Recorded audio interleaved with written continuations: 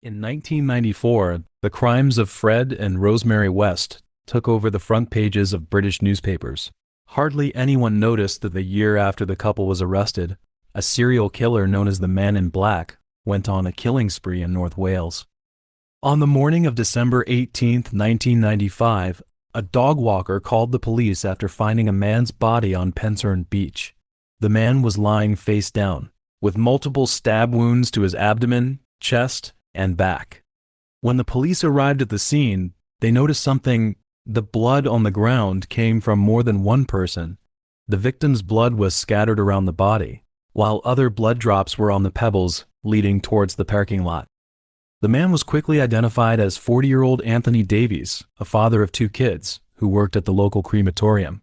On the afternoon of the 17th, after taking an aunt who needed help back home, he did not go home but went to Penshurst Beach. In that area, Penshurst Beach was a well-known spot for gay men. Gay men would come there looking for casual sex. Usually there would be plenty of possible witnesses, but for the police, it also meant that very few people would be willing to speak up. Almost no gay man wanted to reveal his sexual orientation.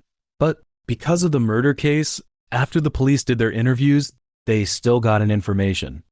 On the night of the murder, a white van had been seen hanging around suspiciously on Penshurst Beach. 2 days later, the police got an anonymous tip. The caller told them about his story. At Penshurst Beach, a man in a black leather jacket came up to him and took him to a house in Kinmel Bay, where he got badly beaten up. He said if he had not managed to escape by luck, he would certainly have died there. Then, an investigator was sent to check out this case.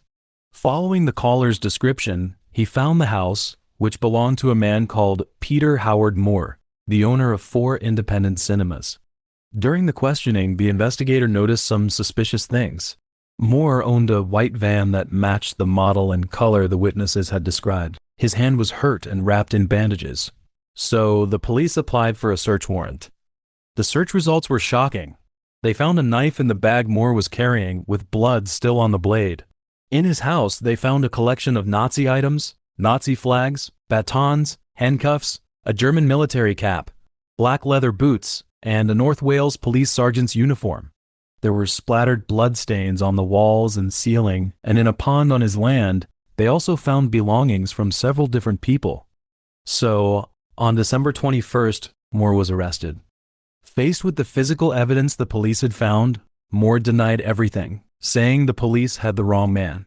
But 3 days later, in the early hours of the 24th, Christmas Eve, he pressed the call button in his cell at the police station and said he had something to say. His solicitor, Dylan Jones, was rushed back to the station, where he heard Moore, in a tone he later said was almost excited, confess over several hours to killing 4 people. On the night of December 17th, Moore drove to Penshurst Beach. In the parking lot, in Moore's confession, he said that Anthony had exposed himself in front of him, and then he took a knife from his car and stabbed Anthony. Anthony did not fall straight away. He fought back. Then, his knife cut his hand pretty badly. His blood dripped onto the pebbles, and Anthony was stabbed 16 times and eventually bled to death.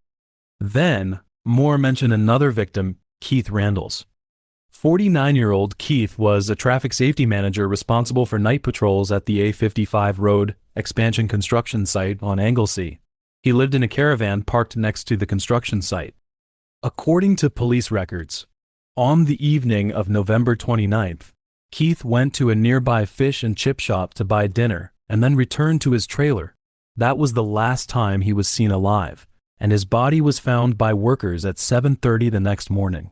In his confession, Moore recounted what happened on the night of the murder. After Keith returned to his caravan, Moore kept knocking on the door. When Keith opened it, Moore dragged him straight out of the caravan and stabbed him with a knife. Keith fought back and pleaded with him, asking why he was doing this. Moore did not stop. While he was stabbing Keith, he said, "For fun." In the end, Keith was stabbed to death outside the caravan. Moore also said that the whole time, he got some kind of pleasure out of it. Then, Moore spoke about a victim named Edward Carthy. 28-year-old Edward was from Birkenhead, Merseyside, and had problems with drug addiction and alcoholism. One night in October, Moore met Edward in a gay bar in Liverpool. Edward was already drunk.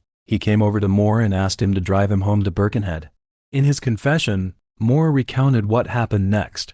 He pretended to agree, but actually, he drove the wrong way, going across Liverpool Bay and into North Wales. Moore added, during the drive, when Edward realized the route was wrong, he tried to jump out of the car, but he stopped him. Then, Moore drove the car to Clokenod Forest near Ruthin in Denbighshire, a huge dense forest that was almost empty of people at night. There, he stabbed Edward to death and buried the body. While confessing this part, Moore said he could take the police to the body, and he drew a detailed map showing where he had buried it. Then, based on that hand-drawn map, the police found Edward's remains at the spot he had marked. Since more than 2 months had passed, the remains had been chewed on by animals and were not complete. This was the third murder Moore had confessed to. Before this, Edward's body had never been found, and the police had no idea that he had been killed. In the end, Moore spoke about his first victim, 56-year-old Henry Roberts, a retired railway worker. Henry lived a fairly isolated life. He lived alone in a remote cottage in the village of Cargelliog on Anglesey, and did not have much contact with other people. Those who knew him all said he would not even hurt a fly, that he was just an eccentric but harmless old man who lived by himself. Henry's body was found by a neighbor lying on the driveway in front of his door. The autopsy showed he had been stabbed more than 20 times, with several wounds on his buttocks. How Moore got to Henry, there are 2 versions. Moore confessed that he wore dark clothes and a Nazi-style cap and just knocked on Henry's door. When Henry opened it, Henry kept saying he was not Jewish, and then Moore stabbed him. But an officer involved in the investigation gave another version. When Henry saw Moore's Nazi-style clothes, he invited Moore inside and showed him his large collection of Nazi things. Days later, Moore went back to Henry's house late at night, made some noise to get Henry outside, and then killed him. Within several hours, Moore had confessed to all 4 of his murders, describing in an almost emotionless tone how he chose his spots, how he carried out the attacks, and what it felt like when the knife went in. He said that killing was easy, just like a knife through butter. Moore's solicitor, Jones, later wrote this in his memoir. When Moore began to speak in the interrogation room, it was like watching a cold-blooded lizard move towards its prey, slowly, calculating every move, not using its energy unnecessarily, just describing the bare essentials of the deed. However, not long after, Moore took back his entire confession. He told the police that he had made it all up, and that the reason he did it was to protect the real killer, his boyfriend, 48-year-old Jason, who worked at the Imperial Hotel in Llandudno. They had met on the beach a year earlier. Hearing this, the police launched a big investigation. Every hotel, guest house, and bar along the North Wales coast that offered rooms was asked to hand over its records of guest and staff. The Imperial Hotel in Llandudno was checked more than once. But the police operation went on for weeks. Not one person matched Moore's description. No colleague had ever seen this man. No landlord had ever registered that name. The Jason Moore talked about simply did not exist. In November 1996, at Mould Crown Court in North Wales, Moore sat in the dock wearing a dark suit with his hair neatly combed. Queen's Counsel Alex Carlyle gave the opening statement for the prosecution. He looked at the jury and said a sentence that would later be quoted many times. "The man in black, black thoughts, and the blackest of deeds."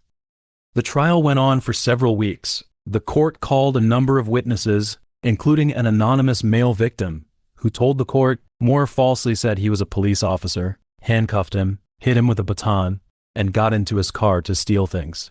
The prosecution also pointed out that before the 4 murders, Moore had a history of assaults going back 20 years. According to police estimates, between the mid-1970s and 1995, Moore had assaulted at least 50 men in North Wales and Merseyside. His method of operation was driving at night, wearing black leather clothing or police and Nazi uniforms, looking for victims at gay bars and on quiet roads, beating them with a baton, and then, before he drove off, masturbating over the unconscious victims. In his own defense, Moore admitted that he had sexually assaulted men, but he denied the killings and put all the blame on the so-called Jason, repeating this over and over. In the end, the jury found him guilty on all 4 counts of murder. He was given life in prison, with the judge saying he should never be released, and Home Secretary Michael Howard backed the judge's recommendation never to be released. When he passed sentence, the judge said to Moore, "You were responsible for 4 sadistic murders in the space of 3 months. None of the victims had done you the slightest bit of harm. At no stage have you shown the slightest remorse or regret for the killings, nor for the 20 years of terror and violence that preceded them." Later, people thought the name Jason came from the killer in the horror film Friday the 13th, the one who wears a hockey mask, never speaks, and can never be killed. Moore believed he could fool the justice system just as he had fooled most people in his daily life. Before he was arrested, Moore had lived in North Wales for decades. He ran 4 independent cinemas in Baghelt, Holyhead, and Denbigh, with very low ticket prices. When people in the community mentioned him, most would say he was a bit eccentric but a decent man. But not a single person, neighbors, business partners, cinema employees, ever really saw his true face. The 20 years of assaults and the 4 murders, the roots of all that violence can be traced back to Moore's childhood. In 1946, Moore was born in St. Helens, the only child in the family. His mother, Edith, gave birth to him in her 40s. Before that, she had always believed she could not have children, but Moore's birth completely changed that. So Edith doted on Moore a great deal. She saw him as a miracle son, and the neighbors all said she never believed Moore could do anything wrong. Moore's father, Ernie, ran a hardware store. He was big and walked with a military-style step and would drink whiskey on and off during the day. Later, Moore used one word to describe him: abusive drunk. Some neighbors offered an explanation for this. Ernie was a traditional man. He could see that Moore was different from other boys. He had a strong dislike for Moore's sexual orientation. He did not like it, would not tolerate it, and would tell Moore off. Edith's doting and Ernie's dislike, 2 completely opposite attitudes. This kind of extreme family environment was very likely one of the key things that turned Moore into a serial killer. From the mid-1970s, Moore began assaulting gay men. His later way of operating was gradually refined through these attacks. Driving at night, wearing black leather clothing or police and Nazi uniforms, looking for targets in gay bars and on quiet roads. In 1979, Ernie died, and Moore took over the hardware store, and then Moore started moving into the area that really interested him: films. By the early 1990s, he already owned and ran 4 independent cinemas in North Wales. Locally, Moore was seen as a middle-aged single man who loved old films and told dry, deadpan jokes. But his assaults never stopped. In 1994, Edith died, and in the autumn of the following year, Moore began to kill. Investigators believe that her death was the turning point in his criminal behavior. Without his mother's hold on him, a middle-aged single man with a long history of assaults no longer needed to keep up a good image. So he became a monster who saw killing for fun. Moore was held at Wakefield Prison in West Yorkshire, which is commonly known in Britain as the Monster Mansion. Its inmates included Harold Shipman, the doctor who killed over 200 patients and eventually killed himself in prison. One report said that Moore would joke about his crimes in prison. He told another inmate a story. Once he tied up a couple. The husband begged him not to hurt his wife, and Moore replied, "Sir, how dare you? I'm not here for her. It's you I want." In 2012, Moore and 2 other prisoners serving life sentences, Jeremy Bamber, who murdered his adoptive parents, and Douglas Vinter, who killed his wife, took a case to the European Court of Human Rights. They argued that a life sentence with no chance of release went against the ban on cruel or degrading treatment, and they wanted the chance to have regular parole hearings. When the news reached the victims' families, Edward's stepmother said, "How dare he? What about all the people he murdered and attacked? Where's their human rights and the victims' families?" Edward's sister said, "No court will give him parole. He will die in prison." In the end, after the court's ruling, Moore's life sentence stayed the same, never to be released. Henry Roberts, Keith Randalls, Edward Carthy, Anthony Davies, each one had their own name, each one had their own life. But the one who took all of that away said in the interrogation room that killing was easy, that he did it for no reason, just for fun. In the West End of London, there was once a pub called the Coleherne. It was a gathering place for London's gay S&M community. There, customers would wear handkerchiefs of different colors to indicate their sexual preferences and roles. On the evening of March 8, 1993, a man arrived at the Coleherne. His name was Colin Ireland. He was about 5'11", around 210 pounds. Shortly after Ireland entered the Coleherne, a 45-year-old man voluntarily walked over to him. The man was Peter Walker, a theater director who was at that time the assistant director of the West End musical, City of Angels. At the restroom door, he deliberately bumped into Ireland's body and spilled his drink on Ireland's coat. Walker preferred to be passive and was accustomed to seeking out dominant partners. This was Walker's test. Ireland did not step away, so he began talking with Ireland. Their chat went pleasantly. Soon, Walker invited Ireland back to his apartment. Walker's apartment was a bedroom with a 4-poster bed. There, Ireland used a knotted condom to gag Walker and tied his hands and feet to the 4 corners of the bedposts with rope. Walker thought this was part of the sexual game. He did not resist, but instead looking forward to what would happen next. However, after he was completely secured to the bed, that Ireland told him that what would happen tonight was not what he had in mind. Ireland took out his tools one by one from the bag he carried: a knife, several lengths of sail rope, and a change of clothes. Then, he first repeatedly beat Walker and took a plastic bag from the kitchen, placed it over Walker's head, and tightened it. When Walker was nearly suffocating, he removed the plastic bag to allow Walker to breathe again.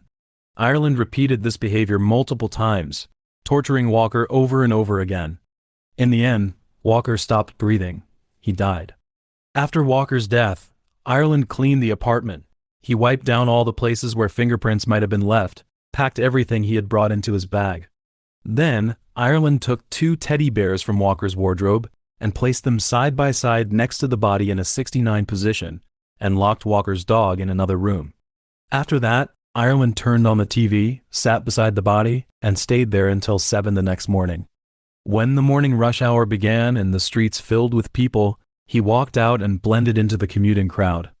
Back home, Ireland started waiting for the news to report Walker's murder. He thought it would be a headline, but nothing happened. No media covered it. No one even knew Peter Walker was dead. Later, Ireland told the police that his purpose in killing had never been money, nor hatred or sex, but fame.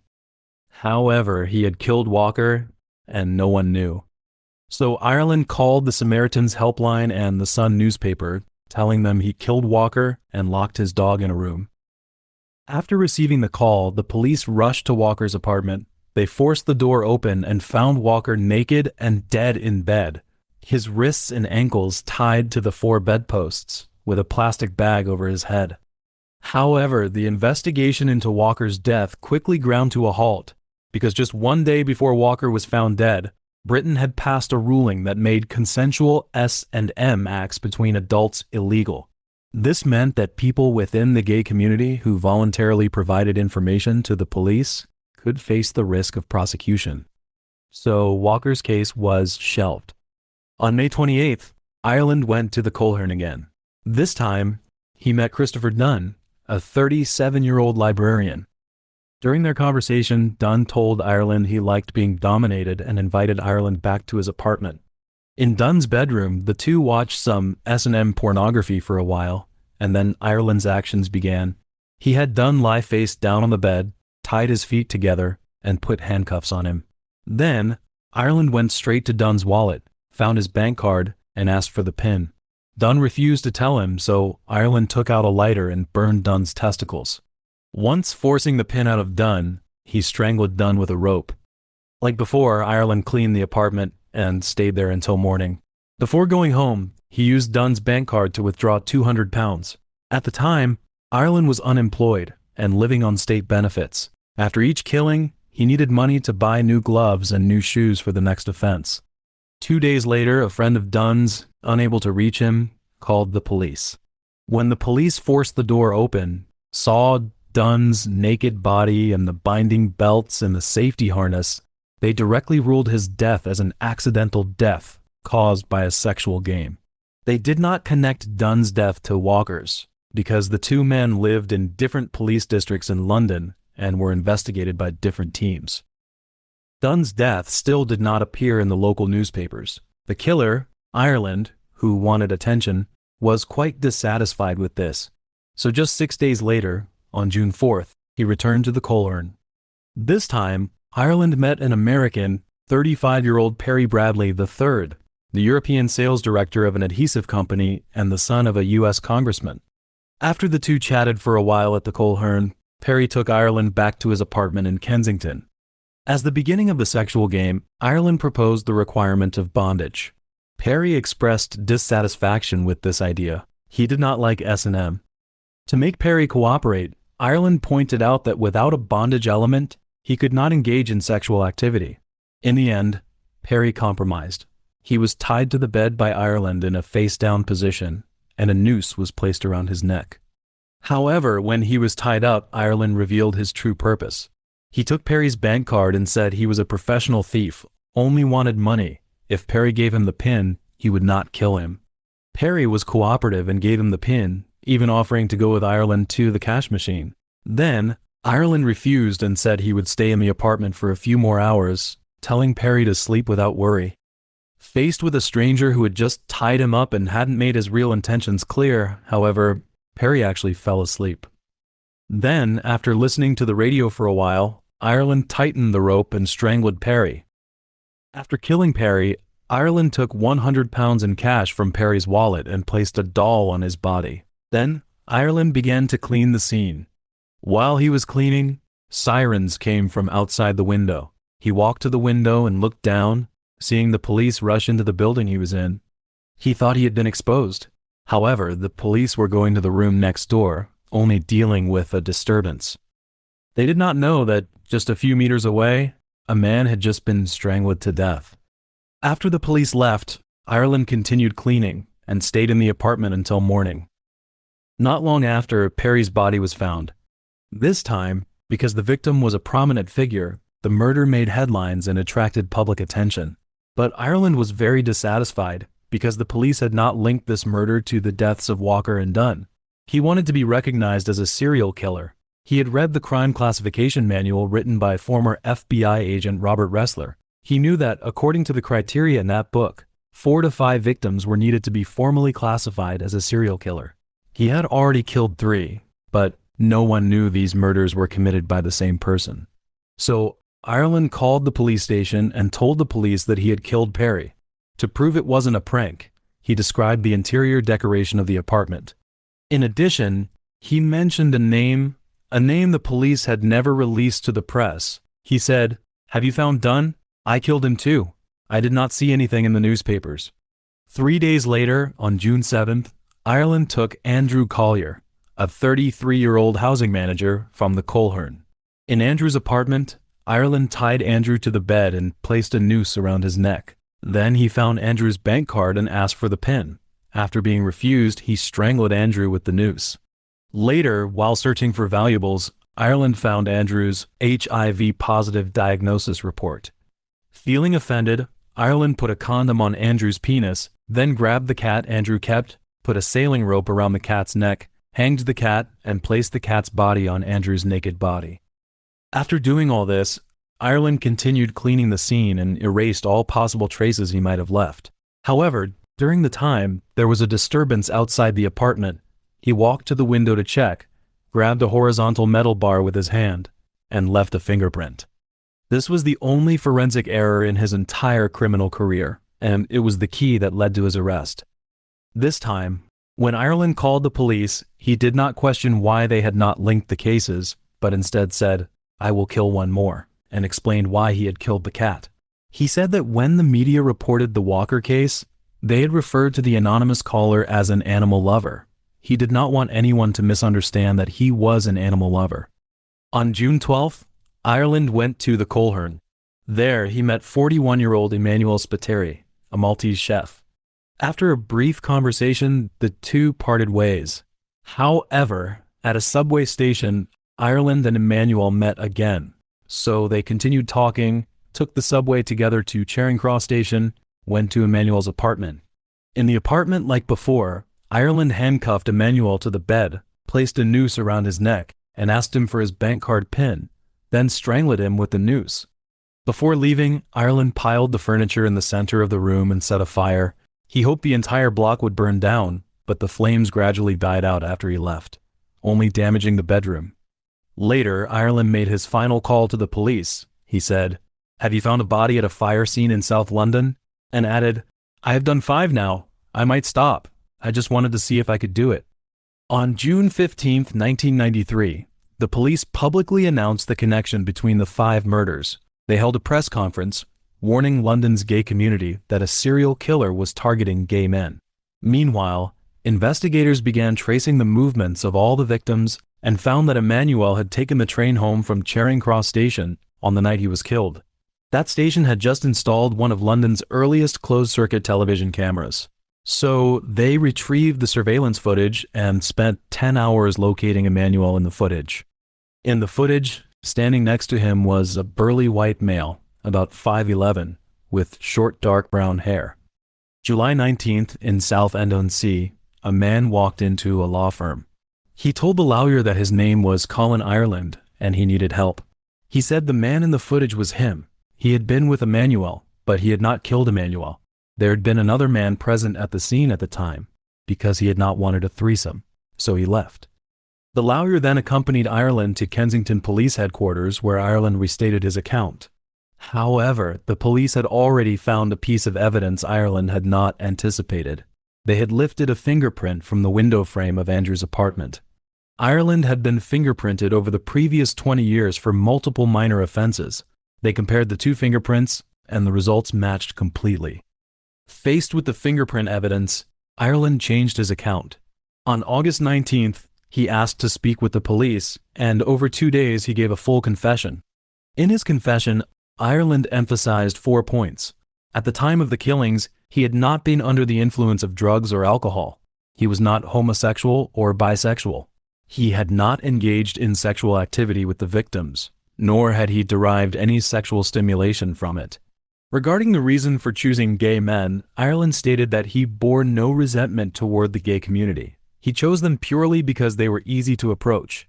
He knew that in pubs like the Coleherne, men would actively seek to be tied up, which allowed him to gain control of the victims without needing to use violence. December 1993, at the Old Bailey, Ireland pleaded guilty to all 5 murder charges. The prosecutor described his actions as premeditated and carefully planned. The judge sentenced him to 5 life terms and recommended that he never be released.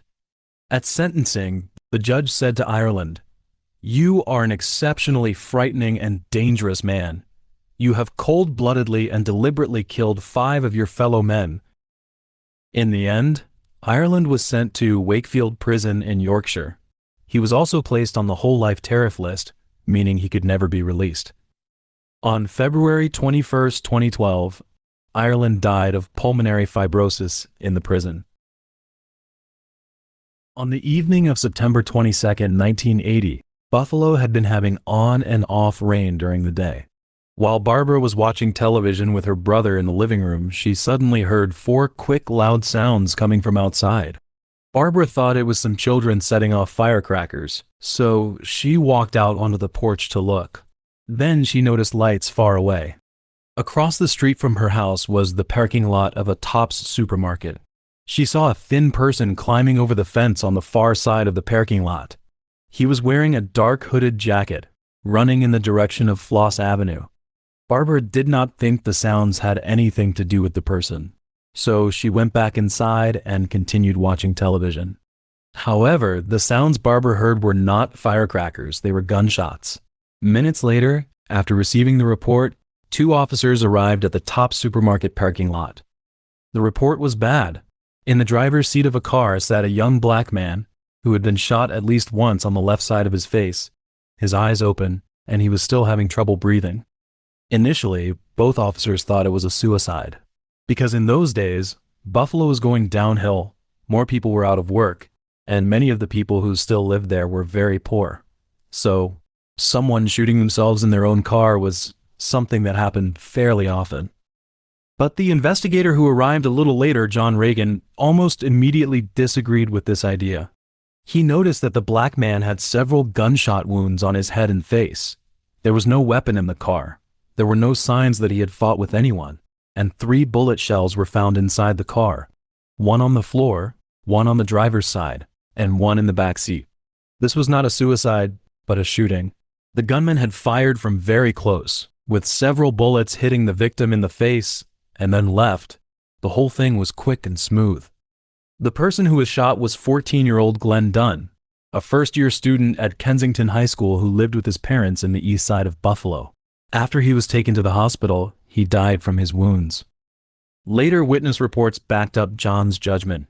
The only person who had seen the whole thing from nearby was a 17-year-old boy named Kenny Paulson. Paulson lived on Floss Street, just a few houses away from the parking lot.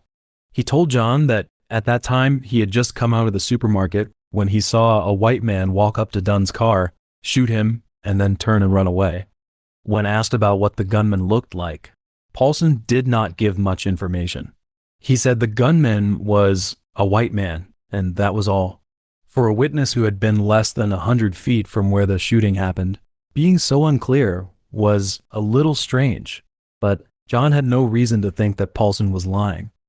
There was another possible witness at the scene, a 24-year-old black man named Larry Robinson, who knew Dunn that night. Robinson told John that on that night he had been walking on the street when Dunn drove by and gave him a ride. While they were driving, Dunn told him that the car was stolen. When they arrived at the top supermarket, Robinson got out and went inside, while Dunn waited for him in the parking lot. However, not even 15 minutes later, when he came out of the supermarket, he saw that Dunn had been shot. He immediately ran back to call the police. He was the one who had made the phone call. Meanwhile, a woman named Madonna Goney was in the parking lot, unsure if she should talk to the police. Earlier, when she went in the supermarket, she saw a young white man sitting near the entrance. He wore glasses with thin frames and a blue jacket, with a brown paper bag by his feet, and had a blank look on his face. She later said that he did not look good at all. She asked the store manager if what she saw might help the police, but the manager told her not to bother the officers while they were investigating. So, after hesitating for a long while, she left the parking lot. Over the next 36 hours, Buffalo's black community went through a nightmare. 3 more black men were shot one after another. 32-year-old Harold Green was shot at a fast food place. 30-year-old Emmanuel Thomas was shot while crossing the street on his way home. And 43-year-old Joseph McCoy was shot in Niagara Falls. All 4 victims were black men, and all were killed with a .22 size weapon. So, the media gave the unknown gunman a nickname, the .22 caliber killer. During the investigation, the Buffalo Police Department brought together more than 100 police officers to work on the case, but things moved very slowly. There was no suspect, no motive, and no leads. And witness descriptions were unclear and did not match each other. If the case had ended after those few days, it might have been just one of many never-solved violent events from those troubled times, but it did not stop.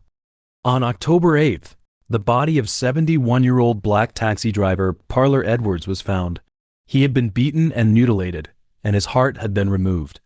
On October 9th, the body of another black taxi driver, Ernest Jones, was found. The way they died was almost the same. FBI profiler John Douglas later believed that if these cases were committed by the same person, he had a serious mental breakdown between the shooting cases and the taxi driver cases. Because the ways he did things in these cases were totally different, from shooting from far away to beating up close, from clean and efficient to overkill.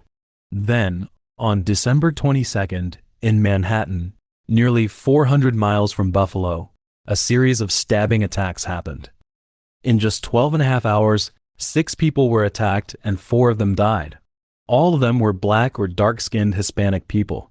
The attacker was said to be a white man wearing thin-framed glasses, and the New York media gave the killer a nickname, the Midtown Slasher. Meanwhile, investigators noticed some similar things between these attacks and the shootings that had happened in Buffalo months earlier. Although the weapons used were different, the race of the victims was completely the same, and the random nature of the attacks was also the same. Then, within days, similar crimes also happened in Buffalo and Rochester. 31-year-old Roger Adams was stabbed to death, and 26-year-old Wendell Barnes was stabbed to death. On New Year's Eve and New Year's Day, Albert Menifee, Larry Little, and Calvin Crippen were attacked one after another, all three of whom survived. In those days, no one knew where the killer was, and no one knew where he would attack next either. In the end, the truth of the case came from a place that no one had expected: Fort Benning, Georgia, a United States Army base. In January 1981, a 25-year-old new soldier named Joseph Christopher caught the attention of the military police. Joseph's recent behavior had become more and more strangely. He first shaved his head with a razor and started thinking that the army was poisoning his food. Then, on January 18th, he attacked a black soldier in the shower with a small kitchen knife. While he was held in the base prison, his behavior got even worse. He cut his own groin with the blade of a disposable razor, trying to kill himself. He was then moved to the mental health ward of the base hospital. In that place, facing an army nurse, Joseph spoke the most important words in the whole case. The nurse was Captain Bernard Burgess. According to what was said later in court, Joseph had approached him and asked if he had heard about the Buffalo killings reported in the newspapers and on television. He said he had not heard of them. Then, Joseph told him that he was the one who had killed those people. Burgess asked him what he had used to kill them, and Joseph said, "A .22 caliber weapon." Burgess asked him why, and Joseph's answer was, it was just a sudden emotional impulse, something he had to do. Days later, Joseph repeated a similar statement to another nurse, and also said that all of his victims were men who were not white, and he had to kill blacks. Then, Army investigators got in touch with the Buffalo Police Department. In April 1981, officers searched Joseph's home in Buffalo and the family hunting cabin in Ellington. There, they found a lot of .22 caliber bullets, a cut-off .22 rifle barrel, several knives, and the shell casings found at the scene where Dunn was killed matched the weapons taken from his home. Around the same time, officers set up an identification process. Madonna, the witness who had seen the gunmen near the supermarket entrance, picked out the same person from a photo lineup: Joseph. After Joseph got arrested and confessed at Fort Benning, investigators in Buffalo and New York City put the cases from both places together. They confirmed 4 victims in the shooting cases, 4 in the Manhattan stabbing cases, and 2 cases in the Buffalo and Rochester. Although the cases of the 2 taxi drivers were not officially included in the charges, Joseph privately told a psychiatrist that he was responsible for them. Later, as investigators put together Joseph's life, they found a disturbing fact. Before Joseph did these killings, he had actively sought help. On July 26, 1955, Joseph was born into a working-class family in an Italian-American area in Buffalo. He was an only son with 3 sisters. His father, Nicholas, was a maintenance worker with the city's sanitation department. His mother, Therese, was a registered nurse. Nicholas was a person who loved the outdoors and a hunter who had taught Joseph how to shoot and use guns from a young age. In 1974, Joseph dropped out of high school and made money by doing odd jobs, doing small jobs for neighbors, running errands for furnace repairmen, and eventually he found maintenance work at Canisius College, where he met an older woman who was a gun club instructor. The two became a couple, and because of her, he joined the club and got a National Rifle Association handgun teaching certificate. However, 2 later events hit Joseph very hard. In 1976, his father died. In 1978, because of age issues, his girlfriend chose to break up with him. Then, Joseph began acting strangely, as if something was bothering him. He first had an argument with his black coworker, Ernest Smith, over a knife that he said Smith had stolen, and was later fired for falling asleep at work. After moving back into his mother's house, he began drinking heavily and told his ex-girlfriend that he felt he was going insane. Realizing that his mental health was getting worse, in early September 1980, he went to the Buffalo Psychiatric Center. However, after talking with him for about 30 minutes, the staff told him that he was not a danger to himself or others, and so could not be admitted. In those days, the public mental hospital system was being cut back a lot, and the requirements for getting into the hospital had been raised across the board. People like Joseph, who actively looked for medical help but had not yet shown clear signs of being violent, were usually sent away. Then, 14 days after being turned away, Joseph became a serial killer, one who made the black men of his community afraid to go out at night. In April 1981, Joseph was officially charged. Later, he gave up his right to a trial by jury and chose to be tried only by a judge. And as someone diagnosed with paranoid schizophrenia, he dismissed the attorney his mother had hired for him and decided to represent himself. The court held 2 hearings to determine whether he was mentally fit to stand trial. At the first one, Joseph was found unfit and was sent to the Mid-Hudson Psychiatric Center for 2 months. At the second, the same judge declared him fit and the trial moved forward. In April 1982, Joseph was found guilty of 3 charges of first-degree murder for the deaths of Dunn, Green, and Thomas, and then he was given 60 years to life in prison. Then, he was found guilty in the Manhattan cases and sentenced to life in prison. On the question of Joseph's racial motive, the situation was more complicated than it first appeared. The pattern of victims was clear. All victims were black men or dark-skinned Hispanic men. Not a single one was white. Investigators who studied the case listed racial hatred as the main reason. The community's reaction was based on this judgment. They reasonably saw these killings as white supremacy. But in Joseph's personal life, his white friends said he had never shown any racial hostility. He worked with black people, knew them, and was not prejudiced against them. Smith, Joseph's former coworker and friend, said that Joseph had said only once that he had been cheated by some black people when he was young. But except for that, he had no strong racial bias. After Joseph was charged, Smith even said, if he did these killings, something must have happened to him recently. So where did Joseph's hatred of other races come from? Especially since he only chose non-white victims, this contradiction was never explained because Joseph stayed mostly quiet in prison. He wrote no book about his life, gave no interviews, made no public statements, and then, on March 1st, 1993, at the age of 37, he died in prison. In South Wales, the towns of Britton Ferry, Swansea, and Port Talbot are connected by roads, just only a few miles apart. In the 1970s, life for young people there revolved around steelworks, bars, and nightclubs. On July 14, 1973, Saturday, 16-year-old Sandra Newton and her boyfriend stayed at a nightclub in Britton Ferry until about 1 in the morning. Then she started walking home alone, and since public transport had already stopped running, she decided to hitchhike. Back then, this was something all young people did. To them, it was just part of everyday life, not an adventure. Only once in a while did newspapers carry short stories about the dangers of strangers and advise people not to hitchhike. 2 days later, a passerby found Sandra's body in a drain next to an abandoned coal mine. She had been strangled with the hem of her own chiffon dress, and her head showed signs of being hit. The autopsy confirmed that she had been sexually assaulted before she died, and an unknown man's semen was also found in her underwear. On September 16th, 2 months later, again a Saturday, 16-year-old Geraldine Hughes and her best friend Pauline Floyd, also 16, were dancing at a nightclub in Swansea. They worked as sewing girls and lived in the villages of Landarsea and Skewen, about 7 miles away. After 1 in the morning, the nightclub closed, and it was raining outside. The 2 girls walked to the bus stop. When they found they had missed the last bus, they decided to hitchhike home. However, hours later, at around 10 in the morning, a man named Walter Watkins found Pauline's body while walking in the woods. She was lying face down. A pair of black, thick-soled boots were placed neatly beside her.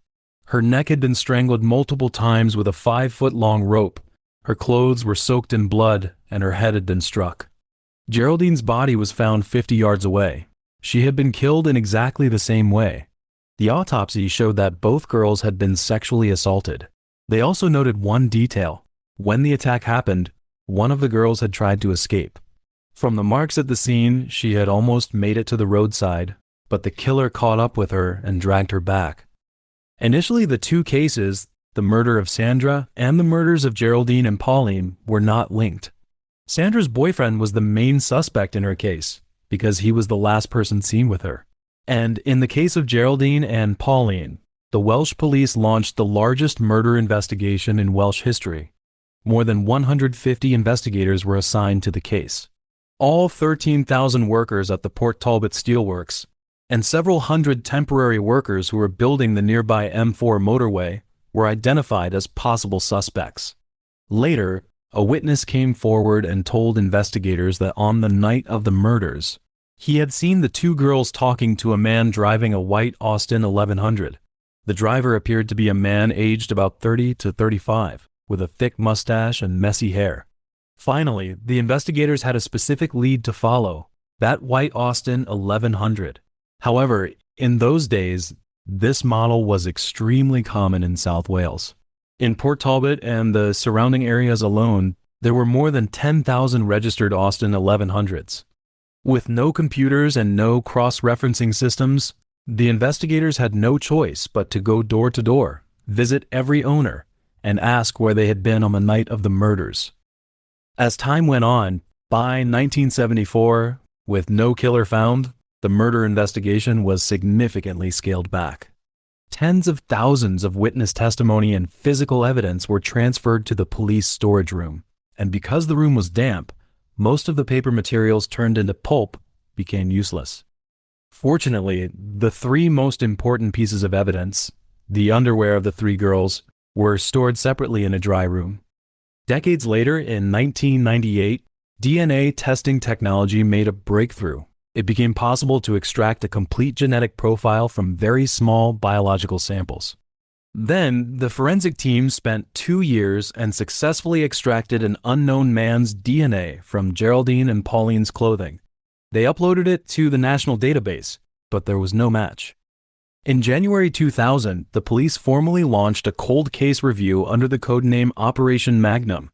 The investigation team faced an extremely heavy workload. Initially, the files they needed to sort through involved 10,500 suspects. They therefore commissioned a psychological profiler to assist in narrowing the scope, compressing the list to 500 priority suspects. During the investigation, the police made a decision to test Sandra's underwear, and this decision ultimately proved to be a turning point, because they obtained DNA from the same unknown male. At this point, the three cases were linked together. Sandra's boyfriend was formally eliminated as a suspect, and the police realized that they were not facing three isolated murders, but a serial killer. They called him the Saturday Night Strangler. Then, a forensic scientist, Whitaker, came up with a groundbreaking idea. He said that if the killer had children, their DNA would match his by 50%. So in theory, they could find the killer's relatives and then trace back to the killer himself. Whitaker and his team started with the database for the South Wales area, comparing the killer's DNA against thousands of samples. After a long process of elimination, they narrowed the list of possible related individuals down to 100 people. All of them could be children or close relatives of the killer. One name on the list was Paul Capin, a local young man who had been convicted of car theft. In 1973, he was only 7 years old, so he clearly could not have been the killer. But his surname reminded the investigators of a name on the 1973 suspect list, Joseph Capin. 1 month after the murders, October 1973, investigators followed a lead to 32-year-old Joseph Capin. He was born on October 30th, 1941. He started getting into trouble at the age of 12 and had more than 30 minor offenses on his record, including stealing from gas meters, car theft, burglary, and assault. When asked about his whereabouts on the night of the murders, Capin agreed to be interviewed.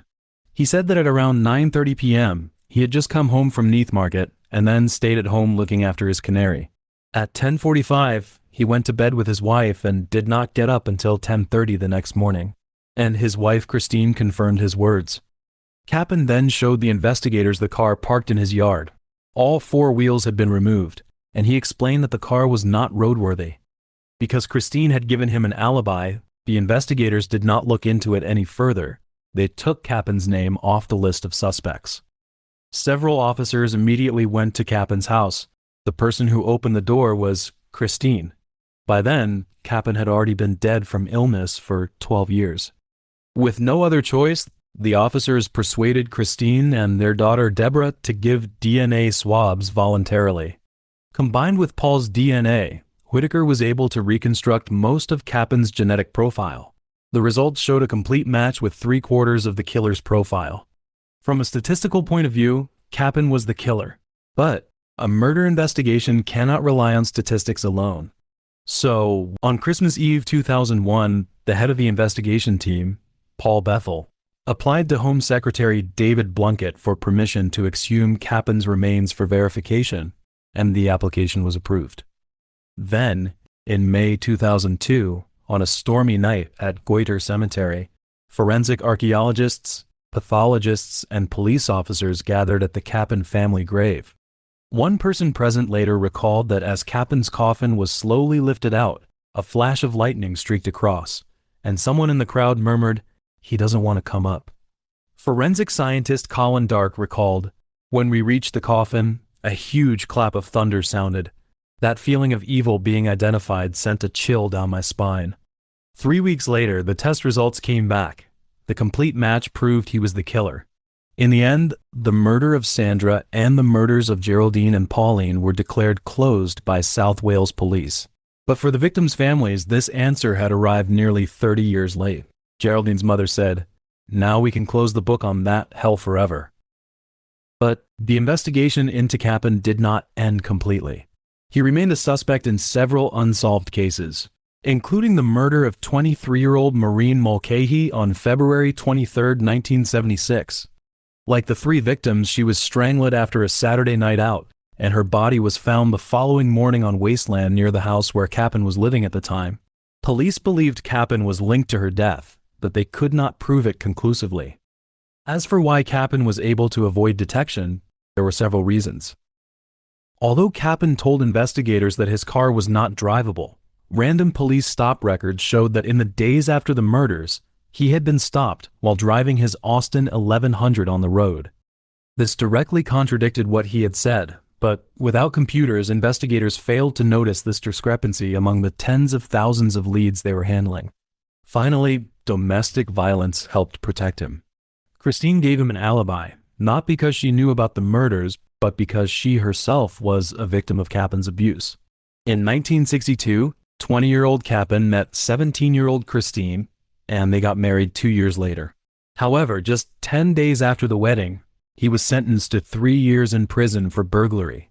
In August 1965, Cappen was given a temporary lease to attend his grandfather's funeral. But during the wake, with prison officers guarding the stairs downstairs, he dragged Christine to an upstairs bedroom and raped her. Later, even after being released, Cappen did not change. He constantly harassed young girls and abused Christine. Christine later said, "I thought it was normal for men to hit women. I thought all men were violent."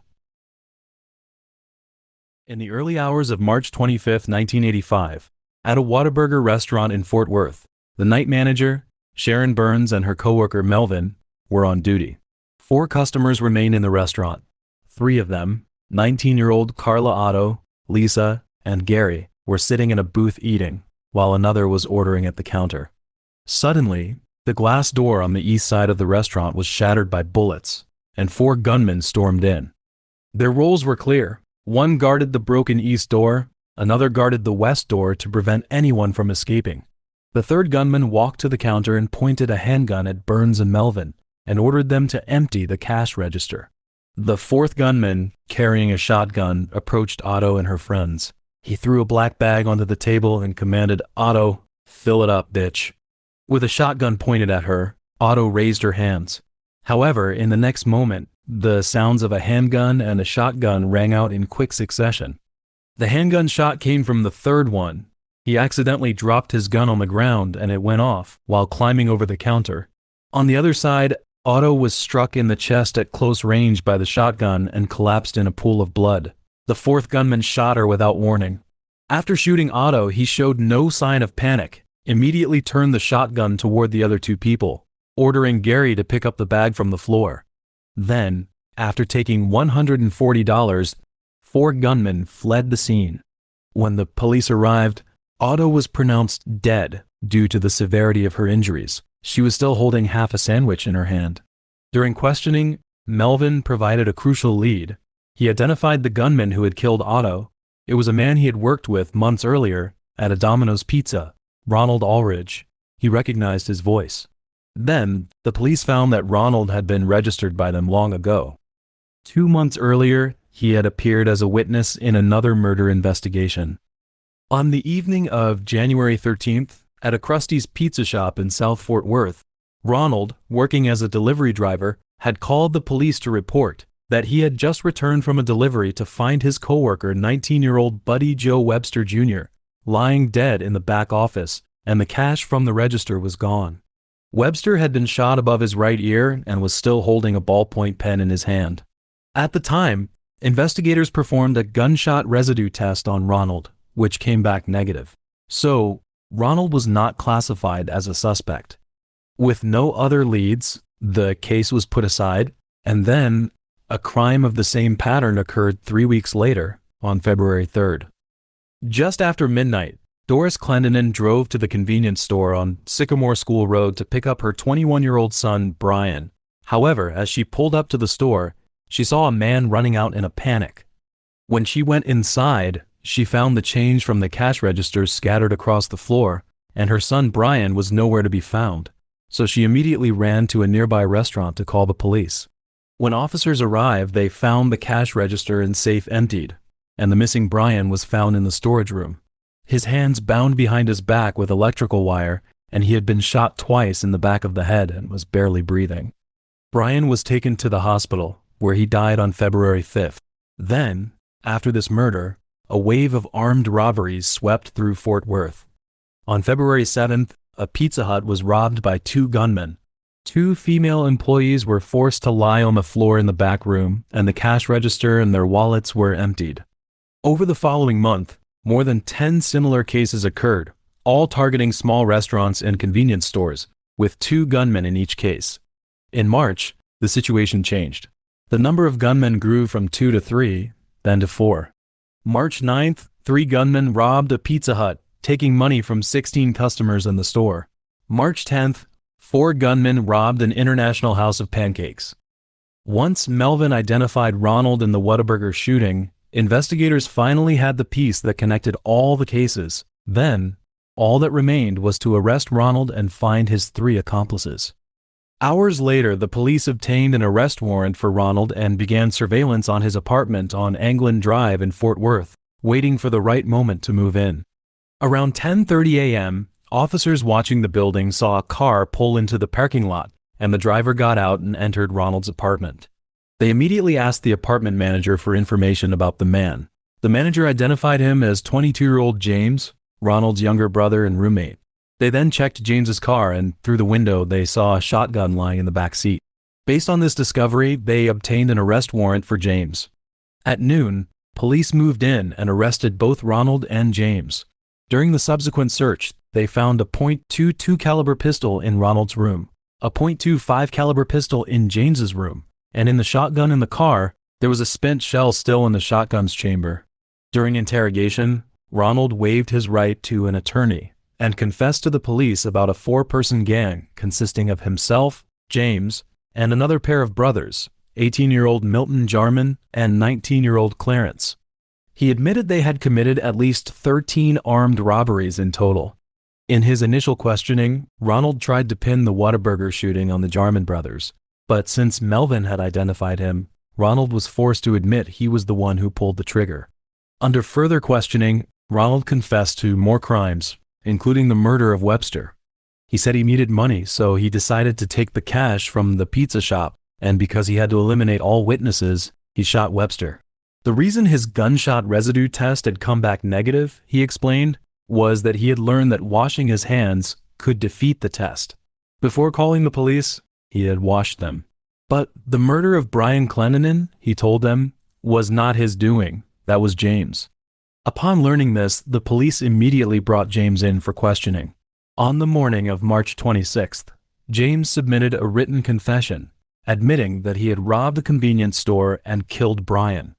On that day, the 2 brothers had chosen that store as their target because James had worked there and he knew Bryan. They had attended a management training course together, and he also knew where the safe was hidden. That night, Ronald drove and did not take part in the robbery, while James carried his .25 caliber pistol to carry out the robbery. At the time, the store was already closed, but Bryan was still inside. James walked to the door and asked Bryan through the glass door for change to make a call. Bryan recognized James. He opened the door and let him in, giving him the change. The first time, James hesitated. He did not act and returned to the car. Then, Ronald accused James of losing his nerve. Under Ronald's pressure, James walked back to the door, and Bryan opened the door for him again. But this time, when James went inside, he took out his gun, brought Bryan into the storage room, tied his hands behind his back with electrical wire, and began emptying the cash register in the safe, stuffing the money into a bag. Then, James heard a sound coming from the storage room. He went to check and found that Bryan was trying to free himself. So, he raised the gun to the back of Bryan's head and pulled the trigger twice. Once they learned that both Ulrich brothers had confessed, the Jarman brothers chose to cooperate with the police. Clarence later recalled in an interview the conversation in the car after the Whataburger robbery. He said, "Why did you do that? Man, you just shot the girl in cold blood." And Ronald's first reaction was, "You did not know the bitch. Why do you care?" The Jarman brothers were ultimately convicted of aggravated robbery with a deadly weapon. Clarence was sentenced to 20 years. Milton was sentenced to 30 years. Both were eventually released. In that same interview, Clarence also said that Ronald is an evil man, and it seemed like whatever Ronald told James to do, James would just do it. Looking back at the lives of Ronald and James, the truth is that Ronald was a criminal steeped in violence from his teenage years, and James was a younger brother pushed onto the path of crime by his older brother. On September 27, 1960, Ronald was born in West Germany, where his father was stationed with the U.S. Army. 2 years later, on November 14, 1962, James was born in Colorado Springs, at another post where their father was serving. In 1969, the family settled in Fort Worth, Texas. Ronald and James shared an attic bedroom. During their childhood, Ronald frequently subjected James to physical abuse, and their parents did not intervene. They attributed Ronald's violent temper to untreated mental illness. Perhaps it was during this period that James developed a pattern of blindly following Ronald's orders. When they entered Wyatt High School, in March 1976, 15-year-old Ronald stole 3 guns, ammunition, and several watches from a department store, and he began carrying one of the guns to school, showing it off to classmates, and said that he was going to shoot someone. On April 12th, the words became real. Outside the boys' restroom at Wyatt High, he raised his gun and fired at a group of students. 15-year-old Lorenzo Nealand was shot in the chest and abdomen and died, while another student, James Christian, was also shot. After his arrest, a psychologist diagnosed Ronald with paranoid schizophrenia, a severe mental disorder in which patients firmly believe they are being harmed or targeted and may use violence to protect themselves. And this diagnosis connected all of Ronald's past behaviors, the childhood abuse toward James, and his boasts about killing. Then, Ronald pleaded guilty to murder and was sentenced to 10 years in prison. During the time he was incarcerated, James returned to a normal life, working in management in the fast food industry. But in 1983, after his release, Ronald found James and began teaching him how to carry out robberies. Then, by early 1985, in a span of just 10 weeks, they committed a series of armed robberies and murders. In September 1985, Ronald's trial began. He was charged with the murder of Otto. The prosecution presented eyewitness testimony, Melvin's identification of Ronald's voice and face, Gary's identification of the gunman, and the shotgun itself, recovered from the car. The defense claimed that the shooting was an accident, that an accomplice's pistol had discharged, startling Ronald and causing him to accidentally pull the trigger. In order to support this, they even called firearms expert Jack Benton. Benton testified that the trigger pull on the shotgun required only 2.5 pounds of pressure, classifying it as an exceptionally light trigger. However, on cross-examination, Benton admitted that he himself had attempted to make the gun fire accidentally and had failed. Meanwhile, the prosecution's expert testified that the trigger required 4 full pounds of pressure and that the shot was fired by a deliberate, conscious act of firing. In the end, Ronald was sentenced to death. James's trial began in March 1987. Unlike Ronald, his defense strategy was not to deny that he had committed murder. His written confession and ballistic evidence were sufficient for conviction, but rather to argue for a life sentence during the penalty phase. The defense psychologist testified that James was neither a psychopath nor an antisocial personality, and in his opinion, if James were kept away from Ronald, he would not pose a threat to society.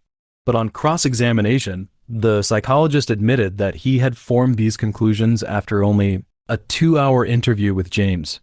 The prosecution pointed out that James's actions before and after shooting Bryan in the head demonstrated deliberation. He knew the victim could identify him, yet he chose to return. He did not fire in a panic, but first tied Bryan's hands with electrical wire, emptied the cash register, and only returned to execute him in an execution-style manner after discovering that Bryan had moved.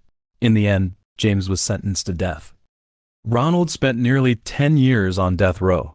During that time, he filed multiple appeals, claiming errors in evidence and problems with jury instructions, but all were denied. In the early hours of June 8, 1995, Ronald was executed by lethal injection at the Huntsville unit.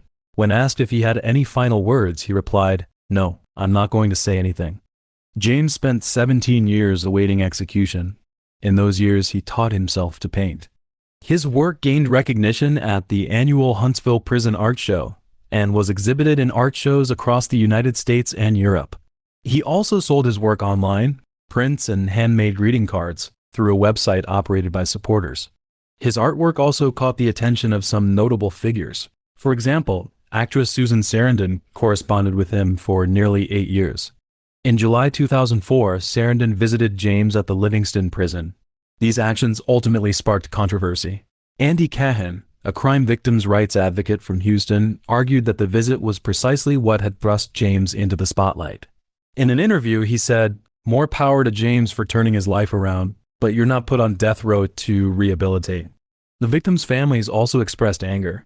Bryan's mother, Doris, told the media, "My 21-year-old son, Bryan, was also an artist and a writer who got up and preached in church, but he never got to fulfill his dreams." Bryan's brother, Shane, said, "My brother did not even have a chance at life. They had a trial, they put him to death. That's fair. People who say the death penalty is wrong have not gone through this." On the afternoon of August 26, 2004, James was executed by lethal injection at the Huntsville unit. When asked for last words, he replied, "Yeah, I want to thank my family and friends, and I'm sorry, I am sorry I destroyed you all's life." Two brothers, they shared the same attic bedroom, they took part in the same crime spree, died the same manner. Ronald remained silent until his death, never once expressing public remorse for his crimes. James, the younger brother who had once blindly followed his older brother, spent 17 years on death row and was still voicing regret in his final moments. One chose silence, one chose confession, but to Webster, Bryan, and Otto, lying in their graves, there was no longer any difference, and the death machine of Texas would not stop for either of them. On the evening of August 21, 1921, in Berlin, a laborer named Robert was woken by his wife. She told him that screams and noise were coming from the apartment upstairs again. The man who lived above them was Carl Großmann, an ugly old man in his 50s, usually silent and did not talk much to his neighbors. What they remembered most about him was that he always had a bad smell around him, and that every so often he would bring home different women, all of whom looked very young and all seemed to be very poor. Sometimes people would hear some noise and screaming from his room, but no one paid much attention, because this area was known for its high crime rate. Lots of sex workers and violent sex trafficking was common. But this time, the commotion was louder than usual. So Robert, following his wife's advice, went straight to the nearby police station to report what was going on. Then, two police officers, Klein and Ernst, came back with Robert to the apartment at 88 Langstrasse, a cheap tenement building where Großmann rented a single room that used to be a kitchen on the 3rd floor.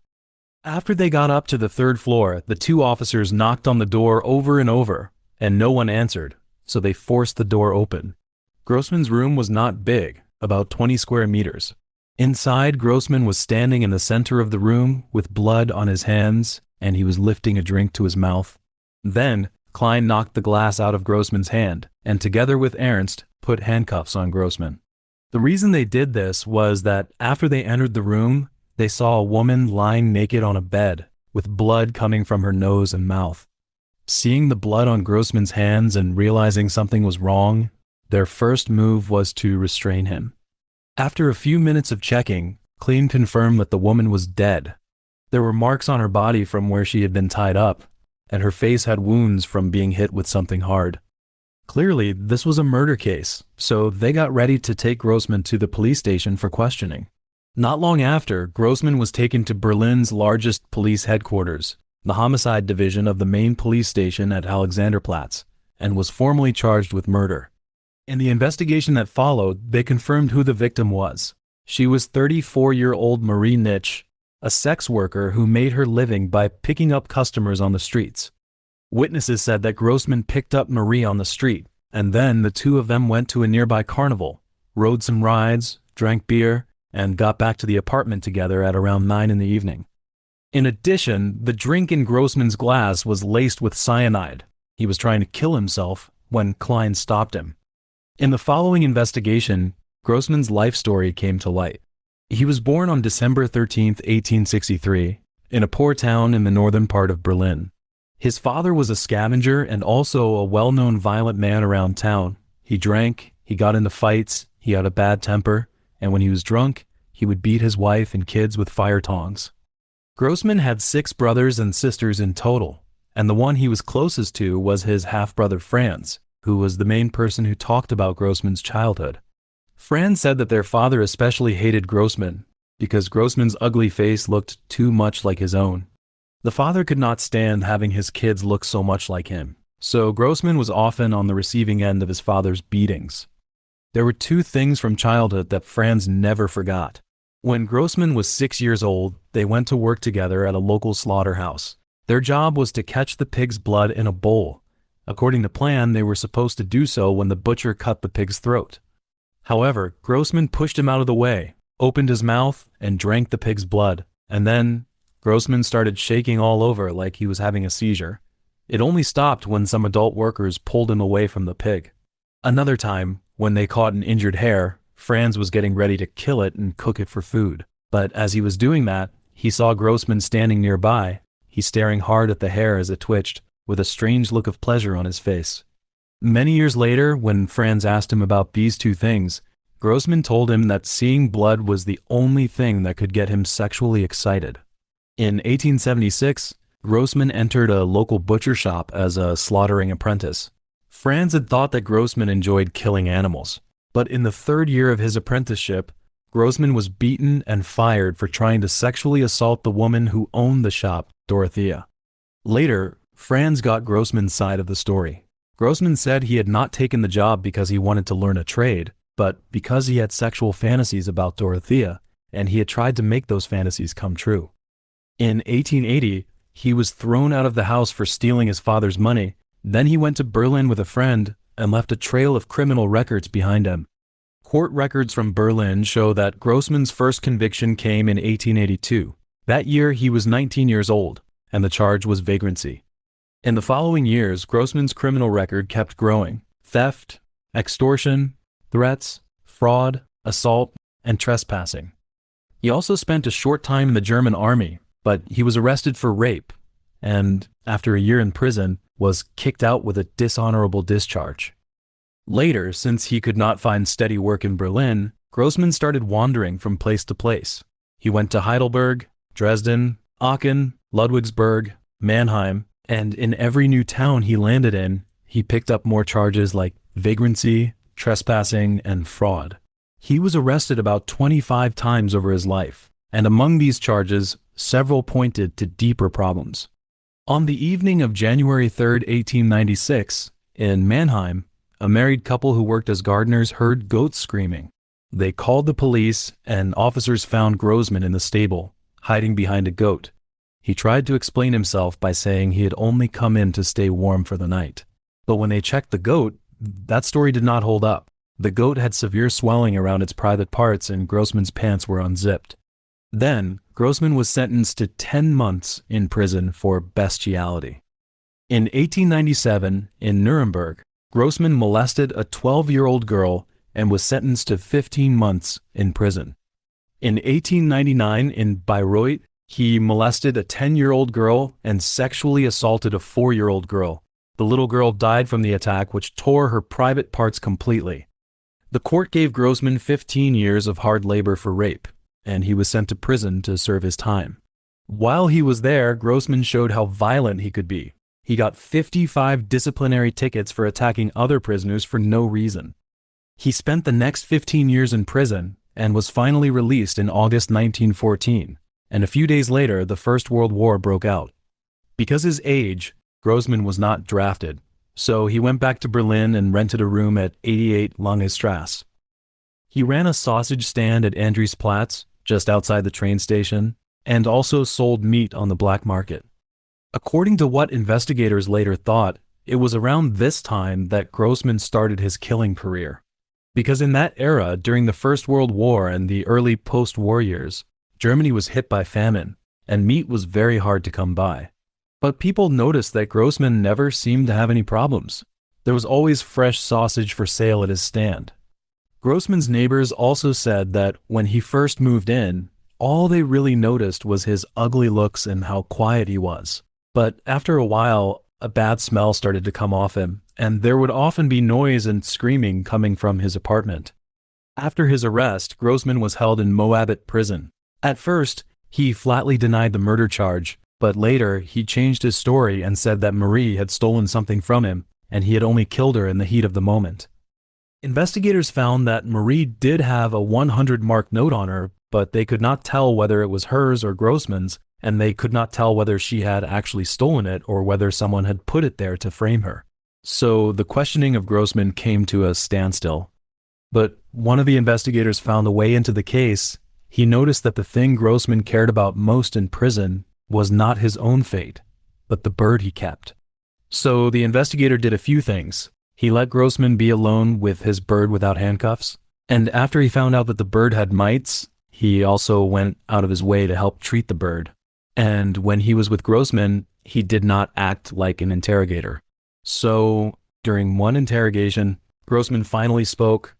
He not only confessed to killing Marie, but also Frieda Schubert and Johanna Sosnowski. The reason for the killings was not that they had stolen from him. He said, in the end, it was all just because I can't control myself around a girl. Großmann's main methods of killing were strangulation or hitting with something hard. He would shove his hand into the victims' mouths and watch them choke to death.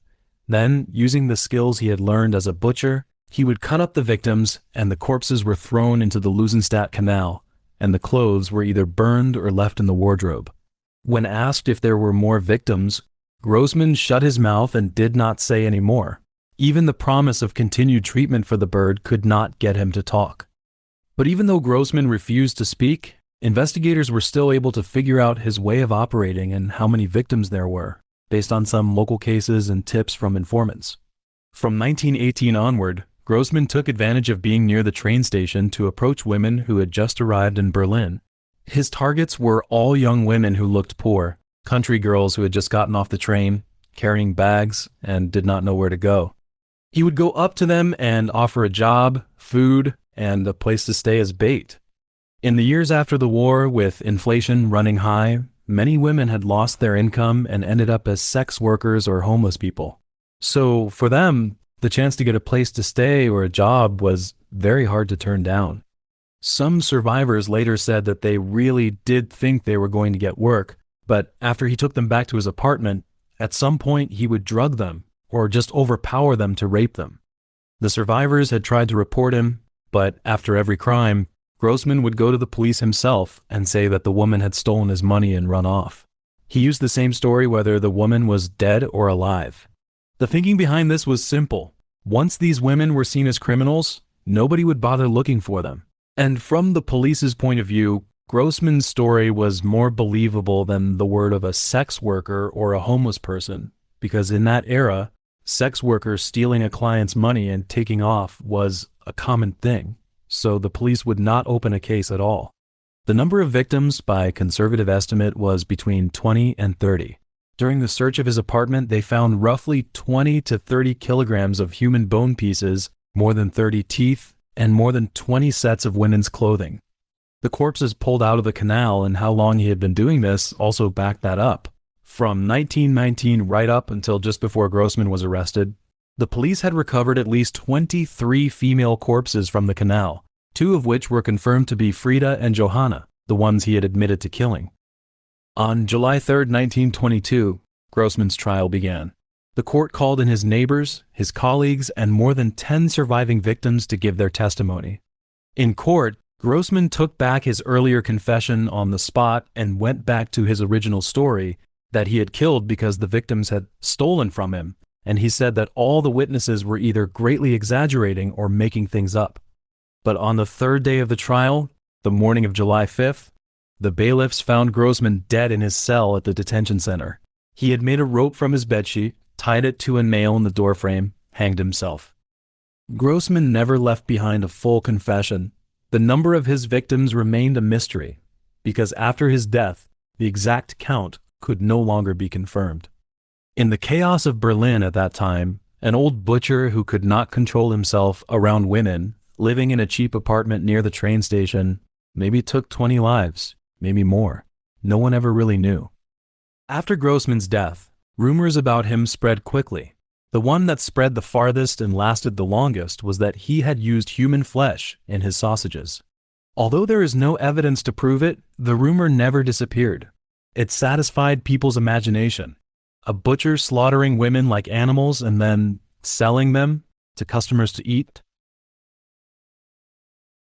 October 13th, 1891, in Lambeth, London, 19-year-old sex worker Ellen Donworth suddenly collapsed by the roadside after a brief meeting with a man near Waterloo Road.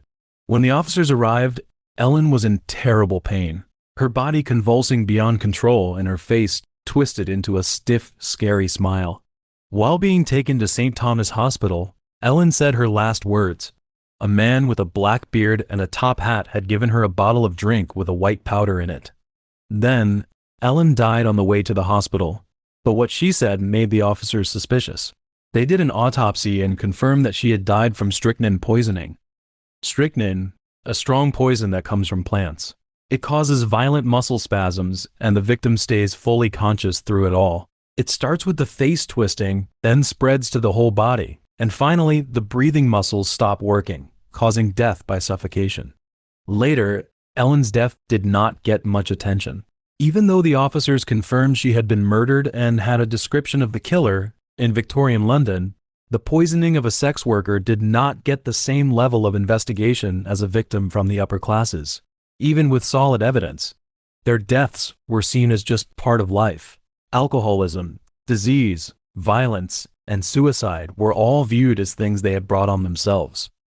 1 week later, another sex worker, 27-year-old Matilda Clover, died at her home in Lambeth after hours of violent convulsions. Before she died, Clover said that a tall, bearded man had given her some pills and told her to take them before bed, but no one paid any attention to what she said after her death. Because of her long-standing alcoholism, her death was simply put down to heart failure caused by alcohol abuse. 5 months later, late at night on April 11th, 1892, a landlady in Lambeth was woken up by screams. She went to check and found 2 young tenants, 21-year-old Alice Marsh and 18-year-old Emma Shrivel, suffering violent convulsions. Although the 2 young women were rushed to St. Thomas Hospital, both died on the way. Before she died, Marsh said that on that evening, both of them had met a tall man in a top hat. He had given each of them 3 pills and a can of tinned salmon. 2 women had died in the same way. It was clear that the same person had killed them. In those days, London newspapers began to report heavily on the case, and they gave the killer a name, the Lambeth Poisoner. Because of public pressure, the London police finally started to take the matter seriously, and they found some strange letters. Shortly after Ellen and Clover died, some wealthy and well-known people in London had received oddly worded blackmail letters. The writer claimed to have solid proof that they were involved in the case, and demanded money in exchange for keeping quiet. One letter was sent to William Broadbent, a well-known doctor who treated brain and nerve problems. The letter said he was involved in Clover's death and demanded £25,000. Another letter was sent to a bookseller, accusing him of killing Ellen and also demanding money. Then, these letters caught the attention of Scotland Yard, one of the UK's most famous and longest-standing police forces. Scotland Yard was no stranger to such letters. 3 years earlier, the East London had just gone through the terror of Jack the Ripper. In those days, police and newspapers had received many letters that were said to be from the killer. The two people who got the letters were quickly found to be completely innocent. But Scotland Yard noticed one detail. One letter mentioned Clover's death. Her death had been officially ruled as natural causes and had never been linked to the murders. Clearly, only the real killer would know the truth about how she died. So they began to suspect that the person who wrote these anonymous letters was the same man the newspapers called the Lambeth Poisoner. Meanwhile, a police officer from New York, John Haynes, gave Scotland Yard a piece of information. Haynes said that, while he was in London, he had met a man who called himself Dr. Thomas Neal. The man wore a top hat, was very well dressed, and took him around the Lambeth area. But strangely, the man seemed very interested in the Lambeth poisoning cases. He knew all the details and even took Haynes to see the places where several of the victims had lived and died. After getting this information, Scotland Yard started watching Neal, and they soon found that Neal often had contact with sex workers. At the same time, through letters with American and Canadian authorities, they found out who Neal really was. He had another past in the United States and Canada, and another name, Thomas Neal Cream. Cream was born in 1850 in Glasgow, Scotland, and moved to Canada as a child. In 1872, he went to medical school at McGill University. His classmates saw him as a vain and spendthrift young man. In 1876, not long after he graduated, Cream met Flora Brooks, the daughter of a hotel owner. He got her pregnant, but he did not want to marry her. He even secretly performed an abortion on her. But the abortion went wrong and nearly killed her. When Brooks's father found out the truth, he confronted Cream with a gun and forced him to marry Brooks. But on the day after the wedding, Cream got on a ship to England. He left behind only a note saying he would keep in touch. In London, Cream studied at St. Thomas Hospital Medical School. There, he lived a very wild life. He often went to music halls and variety theaters and spent time with dancers and sex workers. On another hand, in Canada, his abandoned wife Brooks suddenly became very ill. When the family doctor asked if she had taken any medicine, she mentioned some pills that Cream had sent her. Not long after, she died of what was thought to be tuberculosis. At the time, the doctor who treated her suspected Cream of poisoning her, but the case was never investigated further.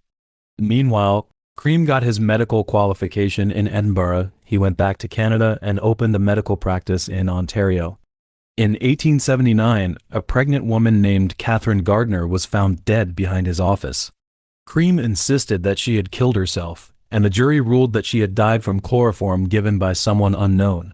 Although Cream was not charged, his reputation in the area was ruined, so he moved to Chicago in the United States, where he opened a clinic near the local red light district. On the surface, he treated local people, but in reality, most of his income came from illegal abortions. In those days, abortion was illegal in both Canada and the United States, but there was a big demand for it on the black market. For doctors who wanted to make money fast, especially Cream, it was a good way to earn cash. He opened his clinic in the red light district. With his doctor's title and the clinic's convenient location, he attracted a large number of women who wanted abortions. During this time, several women died after having contact with him. In August 1880, Mary Faulkner died after an abortion. In December, Ellen Stack died after taking birth control pills that Cream had given her. The pills were found to contain strychnine. In April 1881, Alice Montgomery died from strychnine poisoning after an abortion. But because there was not enough evidence, Cream was never charged in any of these cases. He was also selling a special medicine for epilepsy. One of his customers was 61-year-old Daniel Stott. Each time, Daniel would send his 31-year-old wife, Julia, to Cream's clinic to pick up the medicine. But soon, the two of them got involved and started an affair. And then, They came up with a plan to poison Daniel and collect the insurance money. In June 1881, Daniel died after taking the pills Julia had brought back. With Julia's help, the coroner only did a quick check and said Daniel had died of an epileptic seizure. It seemed like the matter was going to go away quietly, but Cream wanted to get more money. He wrote to the coroner, saying that the pharmacist had given the wrong medicine. He demanded that Daniel's body be dug up for an autopsy, and he would help Julia sue the pharmacy for money. At first, the coroner ignored him, but Cream did not give up. He kept contacting the district attorney and insisted on an autopsy. Soon, the district attorney agreed.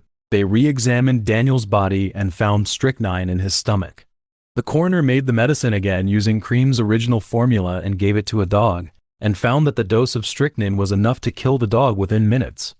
That meant the problem was not with the pharmacist. It was Cream had purposely added a deadly dose of strychnine to the medicine. In the end, Cream and Julia were arrested. To protect herself, Julia agreed to testify against Cream and put all the blame on him.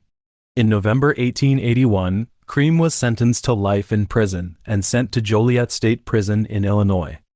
According to the sentence, Cream was supposed to spend the rest of his life in prison, but in July 1891, after only 10 years, he was released.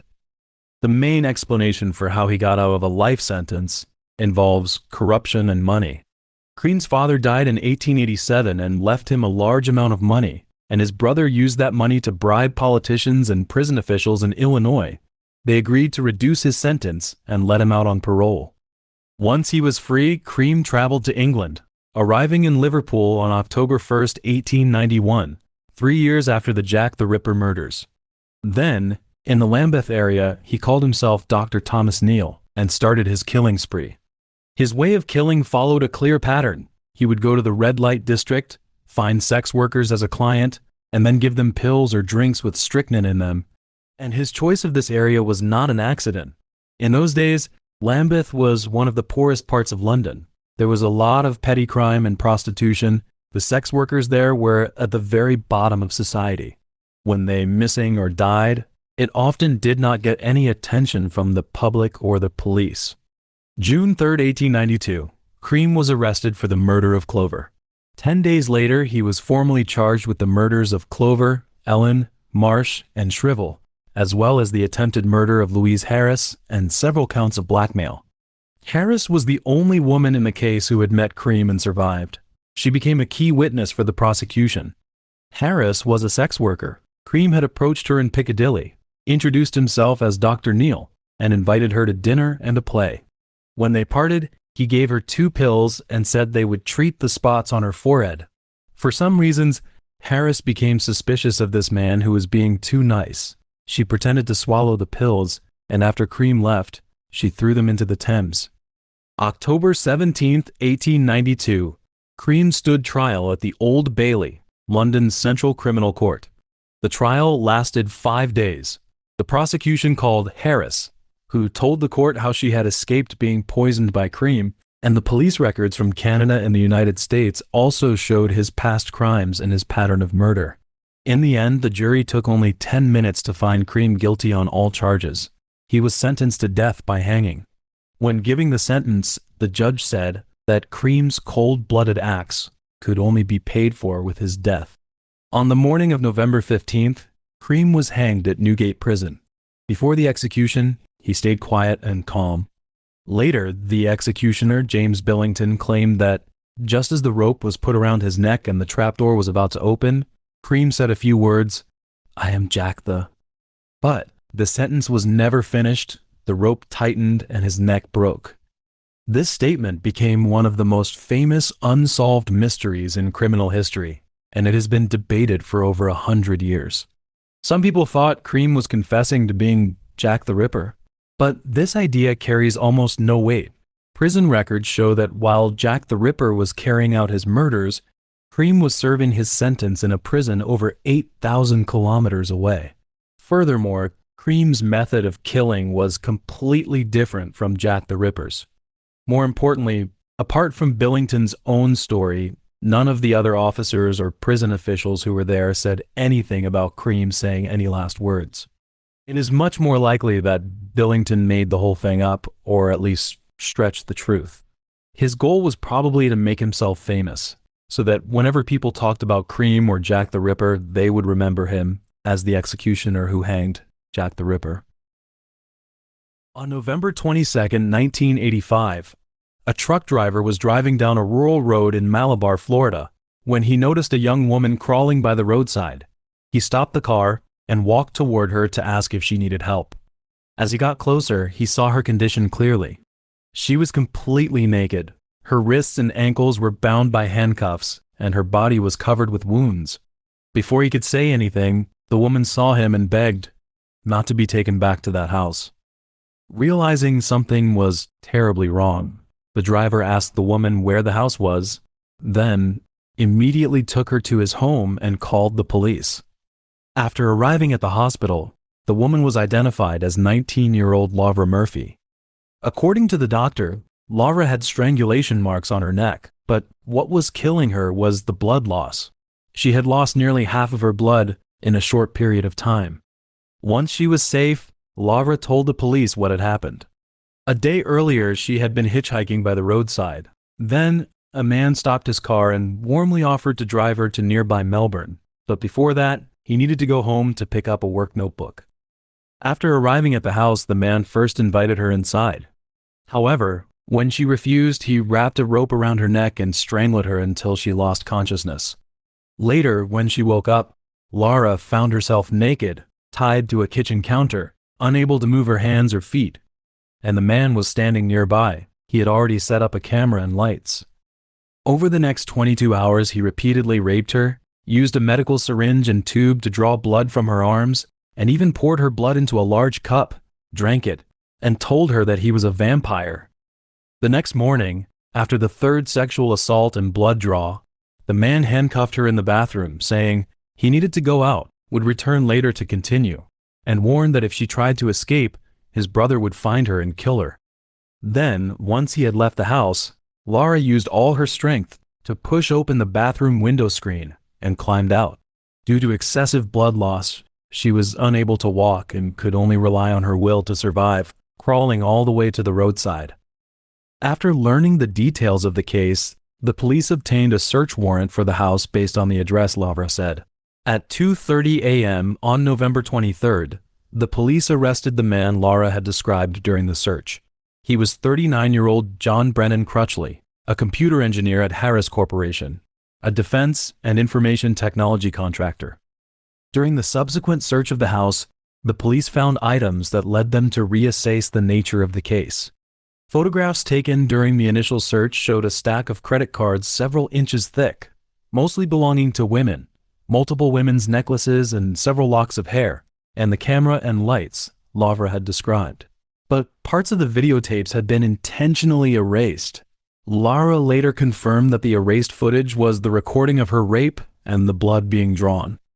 In the second search, the police found a stack of 72 index cards recording the names, addresses, and phone numbers of multiple women, as well as descriptions of their sexual encounters with him. In his office, the police also found handcuffs, a handgun, ropes, a large number of homemade sex tapes featuring him and his wife, a book titled The Dracula Syndrome, and several women's ID cards. These items made the police realize that they were facing not only an extremely heinous rape and kidnapping case, but perhaps many other cases hidden behind it, even murders. At the same time, investigators also began looking into Crutchley's upbringing. On October 1, 1946, he was born into a wealthy family in Clarksburg, West Virginia, the youngest of 3 children.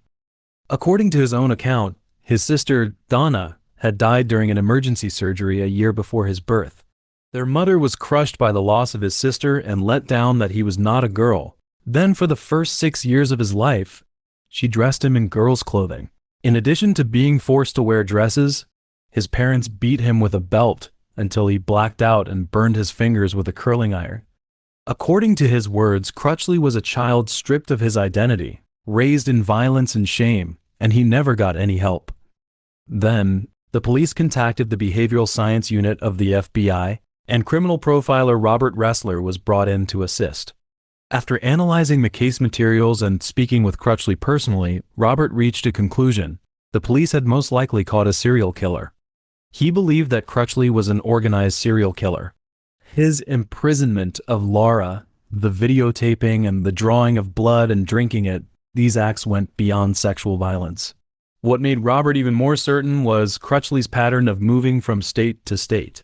He had lived and worked in multiple states, and in almost every place he had resided, there were records of women who had disappeared or died. January 28, 1978, in Fairfax County, Virginia, 25-year-old Deborah Rita Fitzjohn disappeared. She was Crutchley's girlfriend. She was last seen alive in Crutchley's trailer at Wapples Mobile Home Estates. 9 months later, a hunter found Deborah's remains. He claimed that Deborah had visited him the night before she disappeared, but he had fallen asleep in front of the television, and when he woke up, she had already left. On March 15, 1985, in Mims, Florida, 29-year-old Patty Lou Valansky decided to hitchhike and left her residence on foot and was never seen again. In Crutchley's office, investigators found her ID card. Crutchley stated that he had given her a ride, but after she began making unwanted demands, he let her out of the car. He explained that he had found her ID card on the car seat the next day. In addition to Patty's ID card, the police also found ID cards belonging to several other women. One of them belonged to 25-year-old Nancy K. Brown. In June 1983, she disappeared while vacationing in Cocoa Beach. Her remains were found the following March. Another belonged to 16-year-old Cheryl Ann Windsor, who was reported missing by her mother in April 1984. Her remains and those of another 20-year-old woman, Diana Lee Casey, were found on Merritt Island. On January 30, 1985, in the Malabar area where Crutchley lived, partial remains of 2 women were found in a patch of brush. The first one was identified as Kimberly Ann Walker from Vero Beach, Florida. She was last seen in June 1984 when she got into a light-colored compact car, and Crutchley owned a beige 1982 Nissan Stanza. The other partial remains belonged to Jeanette Marcotte from Saskatchewan, Canada. In addition to these cases, investigators also reviewed unsolved cases in Pennsylvania, Ohio, Maryland, and Washington, D.C. that might be connected to Crutchley, and the FBI and local police agreed that he may be involved in the missing and death of 30 women. However, although the circumstantial evidence kept piling up, investigators could never find enough solid evidence to tie Crutchley directly to any murder. In court, he was only charged with the kidnapping and sexual assault of Laura. In April 1986, he accepted a plea deal, pleading guilty to 1 count of kidnapping and 3 counts of sexual assault. In exchange, the prosecution dropped the aggravated battery charges related to drawing the victim's blood, as well as drug possession charges. At the sentencing hearing, the blood drinking was brought up again. Crutchley explained that during a sexual ritual in 1970, a nurse had taught him to drink blood. And in Laura's case, he had not actually drunk her blood because it had coagulated before he could drink it, and he could not swallow it. The prosecution called Robert as a witness. In his testimony, Robert detailed his behavioral analysis of Crutchley and his professional judgment that Crutchley fit the profile of a serial killer. In the end, Brevard County Circuit Judge John Antoon decided to exceed the state sentencing guidelines, sentencing Crutchley to 25 years to life in prison, plus 50 years of parole. John stated that the crime was so grotesque and horrifying that it demanded the highest level of punishment. Throughout the entire trial, Crutchley's wife stood by his side.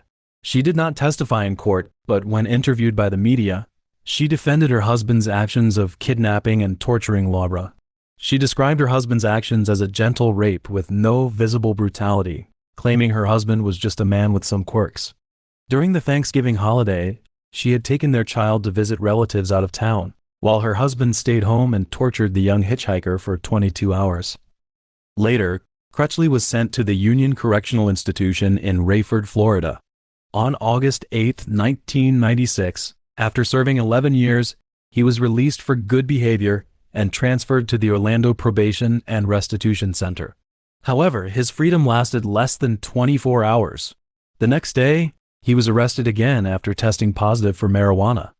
This parole violation became his 3rd conviction in the state of Florida, and under the state's three strikes law, Crutchley was sentenced to life in prison without the possibility of parole on January 31st, 1997. While in prison, Crutchley continued to show extreme and abnormal behavior. Prison guards even found that he had 13 piercings on his genitals, one of which had a padlock attached. March 30th, 2002, 55-year-old Crutchley died inside the Hardy Correctional Institution. When the guards found him, he had a plastic bag over his head. The initial report listed the cause of death as asphyxiation, and investigators also believed it was suicide. However, as the investigation continued and based on statements from other inmates, his death was confirmed to be an accident during autoerotic asphyxiation. But his death did not provide any answers regarding the unsolved disappearances and murders tied to him. He was suspected of killing as many as 30 women, yet he was never convicted of any murder. The ID cards, necklaces, and hair found in his possession, and the unidentified female remains found in areas where he had lived, remained only circumstantial evidence. Whether John Brennan Crutchley was in fact a serial killer, how many victims he had killed, these questions remain unanswered. Annie Phillips wanted out of a bad relationship, Roberta Avero wanted free of a marriage, drowning in alcohol, and Donashia Kastner just wanted to raise her son in peace. Their lives never crossed. The only thing they shared was knowing a man named Eugene Barrett, and on the streets of Honolulu, Hawaii, that man eventually killed them. From the shooting in 1959 to the stabbing in 1972 to the murder in 1995, this U.S. Army veteran committed 3 killings over the course of 36 years, becoming Hawaii's first confirmed serial killer. And in 2 of those murders, he should not even have been out on the streets. He should have been in prison. Eugene Barrett was born on June 30th, 1931, in Oakland, California, the older of 2 sons to Howard and Emily. He dropped out of Washington Intermediate School in Honolulu after 9th grade. Then, he joined the Army and fought in the Korean War. Later, in 1955, at 24, the Army threw him out with a dishonorably discharge for his excessive drinking. The next few years, he returned to Honolulu and scraped by as a house painter. There, through his mother, Emily, he met Annie Phillips. Annie and her husband Edward had 5 kids. Edward worked as a steamship crewman, while Annie stayed home with the children. With the marriage mostly spent apart, Annie decided to divorce Edward and take up with Barrett. She even promised to marry him and have his child. But the relationship was shaky from the start. Barrett could not hold a job, and his drinking only got worse. So in January 1959, Annie told him their relationship was over and she was going back to Edward, trying to catch things up, aiming to get the family back together. Perhaps through their time together, she had come to understand what kind of person Barrett was, that he loved her so much, he did not care about other women, was willing to marry her, and would even take in her 5 children, but she had no idea that Barrett would be driven to madness by the breakup. On March 7th, 1959, Barrett armed himself with a gun, got on a bus to Annie's apartment complex in Mayor Wright Homes, and forced his way into her apartment. Then he walked straight through the living room where 2 of her kids were watching television and headed into the bedroom where Annie was tending to her youngest child. Then he pulled out his gun and shot her multiple times. Minutes later, a neighbor who had heard the gunfire rushed over and stopped Barrett. The neighbor later told reporters that the only thing he said was, "I surrender." By the time Barrett was subdued, the apartment hallway was packed with neighbors drawn by the shots. Then, Joseph, Annie's brother, came running out of the apartment, stood in front of the restrained Barrett, looked him dead in the eyes, and said, "You're satisfied you killed my sister?" Barrett's answer, "She deserved it." Police arrived shortly after and arrested him. As they put him in the car, the only thing Barrett said to them was, "Hey, is Wahine dead or what?" Meanwhile, when the doctor finished with the scene, he determined Annie was dead from at least 3 gunshot wounds to her neck, back, and chest. The bedroom closet was scattered with clothes. She had apparently been folding laundry, tidying up, when Barrett struck with chilling precision, shooting her from behind. After his arrest, Barrett was taken in for questioning. He told the interrogators that he had been drinking all day the day before the shooting, and then, around 4:30 p.m. that day, he took a bus to Annie's apartment. He remembered walking into Annie's room with a gun, but could not remember the shooting itself. On March 9th, Barrett was formally charged with murder. During the subsequent trial, Joseph took the stand and walked the jury through what happened. After Annie told Barrett they were breaking up, she had been living under constant threat and he had made a point of staying at the apartment regularly to protect her. Another of Annie's brothers testified that weeks before the shooting, Barrett had told him, "If I can't have her, no one will." And Barrett kept repeating the same defense, that he had absolutely no memory of any of it, that all he knew was Joseph and his brother and some neighbors had beaten him up, and he can remember nothing of the crime. On June 19th, the final day of the trial, Prosecutor Frederick began his closing argument. He argued that one cannot blame voluntary drunkenness for murder. Not a single witness said he looked drunk, and when he was trying to get away, he was even threatening other people. A drunk could not have done these things. These actions belie his story of drunkenness. He said, "The girl gave him his walking papers and he killed her. That's all there is to it." In the end, Barrett was convicted of second-degree murder and given a life sentence. But Annie's murder happened before Hawaii officially became the 50th U.S. state. Under territorial law at the time, a life sentence could not be handed down for second-degree murder. So Barrett got sentenced to 15 to 50 years. Even with the reduced term, even with parole hearings coming up sooner, he was still looking at decades in prison. However, later on, Hawaii's then governor, the second governor, John Burns, commuted his minimum imprisonment term to 8 years for unknown reasons. There is no official record regarding Burns's specific motivation for the sentence reduction. One unverified speculation suggests that it was related to intense disputes within the state government at the time over the cost, capacity, and land use of a proposed new prison. Due to budget and land issues, he had to make efforts to control costs and capacity and made certain decisions, including alleviating prison pressure by shortening inmates' sentences. Barrett was one of them. Not only was his sentence reduced, but he was also granted parole and released from prison. In the early afternoon of December 27, 1972, at the Hawaii Hotel rooming house, a bloodied woman stumbled out of one of the rooms and collapsed in the courtyard. By the time police got there, she was dead. They found multiple stab wounds across her body. But before they could even identify her, Barrett called the police from a nearby bar and turned himself in.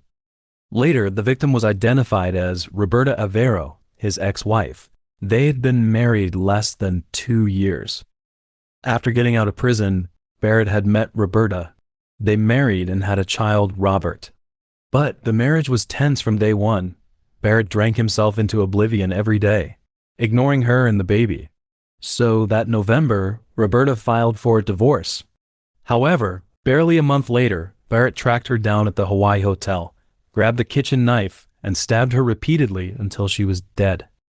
After his arrest, the Oahu grand jury returned an indictment against Barrett for second-degree murder. Then, Barrett, through his attorney, cut a deal with the prosecution and got the charge knocked down to manslaughter. On February 9, 1973, in court, he waived his right to trial and asked to be sentenced immediately. He was then sentenced to 10 years in prison. Later, after yet another parole release, Barrett spent the rest of the 1980s living a relatively quiet life in an apartment on Kainau Street in Honolulu. But his emotional instability never went away. He still drank all day, every day. During this period, he became fixated on his neighbor, 41-year-old Donishia Kastner, a single mother with a complicated history of drug use and sexual abuse who was doing her best to raise her 7-year-old son, Ethan. There was never any relationship between Barrett and Kastner, but Barrett privately accused her multiple times of mocking him, of dating other men while not dating him. Some of Barrett's friends later said he would sometimes call them in a state of hysteria, saying he was afraid he might hurt her.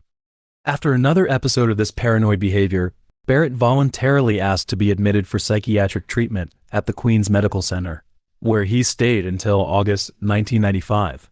But the long-term treatment did nothing to fix him.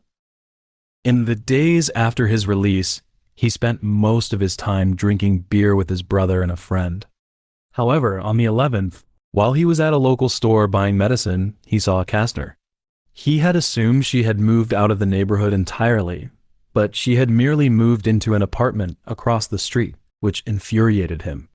Then he went back to his apartment, grabbed a stolen .25 caliber semi-automatic pistol, crossed the street, walked past Ethan playing in front of the building, entered Kastner's room, and fired 2 shots into her head. After the gunshot rang out at home, Ethan ran straight inside, saw Barrett leaving the room, and found his mother's body. Then he told his father and called the police. Police launched a manhunt for Barrett. The following day, Barrett entered the Columbia Inn and begged the manager to call the police for him. After his arrest, Barrett faced charges of murder, theft, and illegal possession of a firearm. But reporters quickly picked up on the fact that, in spite of 2 prior murder convictions, he had only served a total of 17 years in prison. Days later, a reporter interviewed the chief of the Hawaii Paroling Authority, Claudio Siat. Siat explained that when Barrett had come up for parole previously, the board's files did not disclose why earlier officials had released him early. But he made it clear that a modern appeals board would never approve such an early release.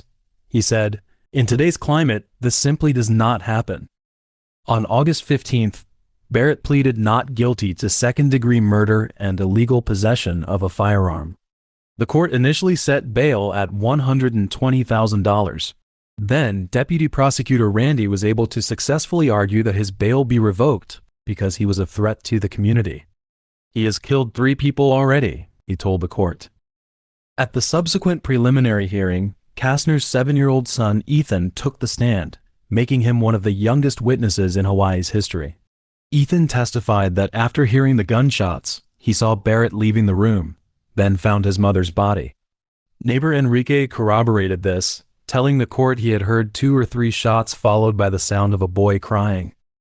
At trial, Barrett's attorney argued that Barrett acted because he believed Kastner had treated him badly, that this pushed him too far and he killed her in a fit of anger. Barrett himself claimed the same thing, saying he wanted to kill the bitch for constantly choosing all the other guys over him. This did not succeed in swaying the jury. They found him guilty on all counts, and he was sentenced to life in prison. At the sentencing hearing, the judge said, "He must be removed from society. He should have been removed a long time ago.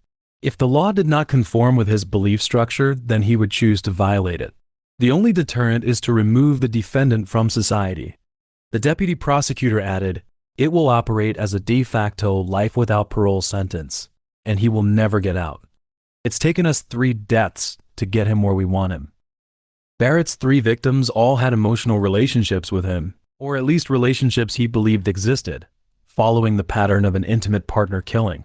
He became obsessively possessive over relationships that were not even real, and when these women rejected him or tried to get away from him, his ego was hurt. Then he would use violence to regain control, and that violence almost always ended in murder.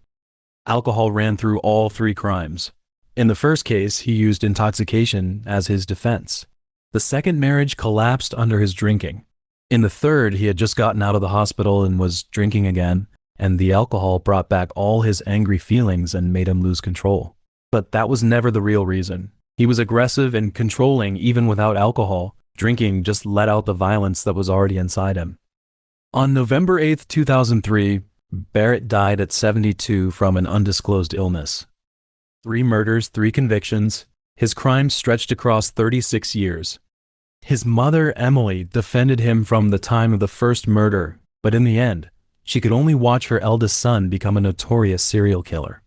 The son he had with Roberta was told that his father had killed his mother, so he spent his entire life hating his father. In late September 2004, in an interrogation room at the Mobile County Sheriff's Department in Alabama, sat a man arrested for murdering his neighbor. His name was Jeremy Bryan Jones. In the media, they called him a low-rent Ted Bundy because he had a face that put people at ease, a face skilled at masking itself behind politeness and casual charm. To those around him, Jones was a good young man, a good partner. However, in his own telling, He was a serial killer who had spent 12 years crossing 5 states, taking 20 lives. With the help of a polygraph, Jones spoke about Catherine Collins in New Orleans, Patrice Enders in Georgia, the Freeman family in Oklahoma, a couple shot and burned. Their 16-year-old daughter and her best friend remain missing. He described the cases in such detail that even seasoned police officers were on the verge of believing they had solved a series of unsolved murders spanning the entire southeastern United States. However, during the trial, Jones retracted every single confession. His reason was very simple. The confessions were lies, he said. He had fabricated them all just to secure better prison conditions. A phone call with his mother, a decent meal, a few hours of visitation, nothing more. At sentencing, facing public outrage, he said that God will have the final say, that one day he'll be a free man. He'll write him a book and laugh his ass off. On September 15, 2004, the day before Hurricane Yvonne was set to tear through, in a small community near Satsuma called Turnerville, Jones had taken the alias John Paul Chapman and hired himself out to a local couple, Mark and Kim Bentley, to help reinforce their home. By then, Oklahoma already had a warrant out for his arrest. Serious sex crime charges including rape with a foreign object, sodomy, failure to register as a sex offender, and 3 counts of felony bail jumping. While working on the house, Jones, using the excuse that many homeless people would occupy vacant houses during the hurricane and that he needed a gun for self-defense, learned that Mark had hidden a .25 caliber handgun in his bedroom closet. On the 16th, a woman named Lisa Nichols returned to Turnerville after waiting for Hurricane Yvonne to pass. She was Kim's neighbor. While she was chatting with Kim, Jones overheard her telling Kim that she was single and lived alone. The 17th, the Bentley household slowly emptied. Mark finished up some backyard repairs and drove 30 minutes to a fast food joint for burgers. Kim took the kids out, and Mark's cousin, Coleman, went to visit a friend and help fix his house. Jones was the only one left. Armed with the knowledge that Lisa lived alone, he grabbed that .25 caliber pistol and a package of Bud Light beers and walked into her house. Inside, he raped Lisa at gunpoint, then fired 3 shots into her. To cover his tracks, he went back to the Bentley house for gasoline cans, dragged her body into the bathtub, doused her with fuel, and set her on fire. When he was done, he strolled back to the Bentley's house, changed his clothes, took a shower, and waited for everyone to return as if nothing had happened. The next day, Lisa's daughter and son-in-law arrived in Turnerville. With Hurricane Yvonne having passed through, they'd tried calling Lisa and got no answer, so, fearing something had happened, they came to check on her. The neighborhood's power lines were down, the house still without electricity.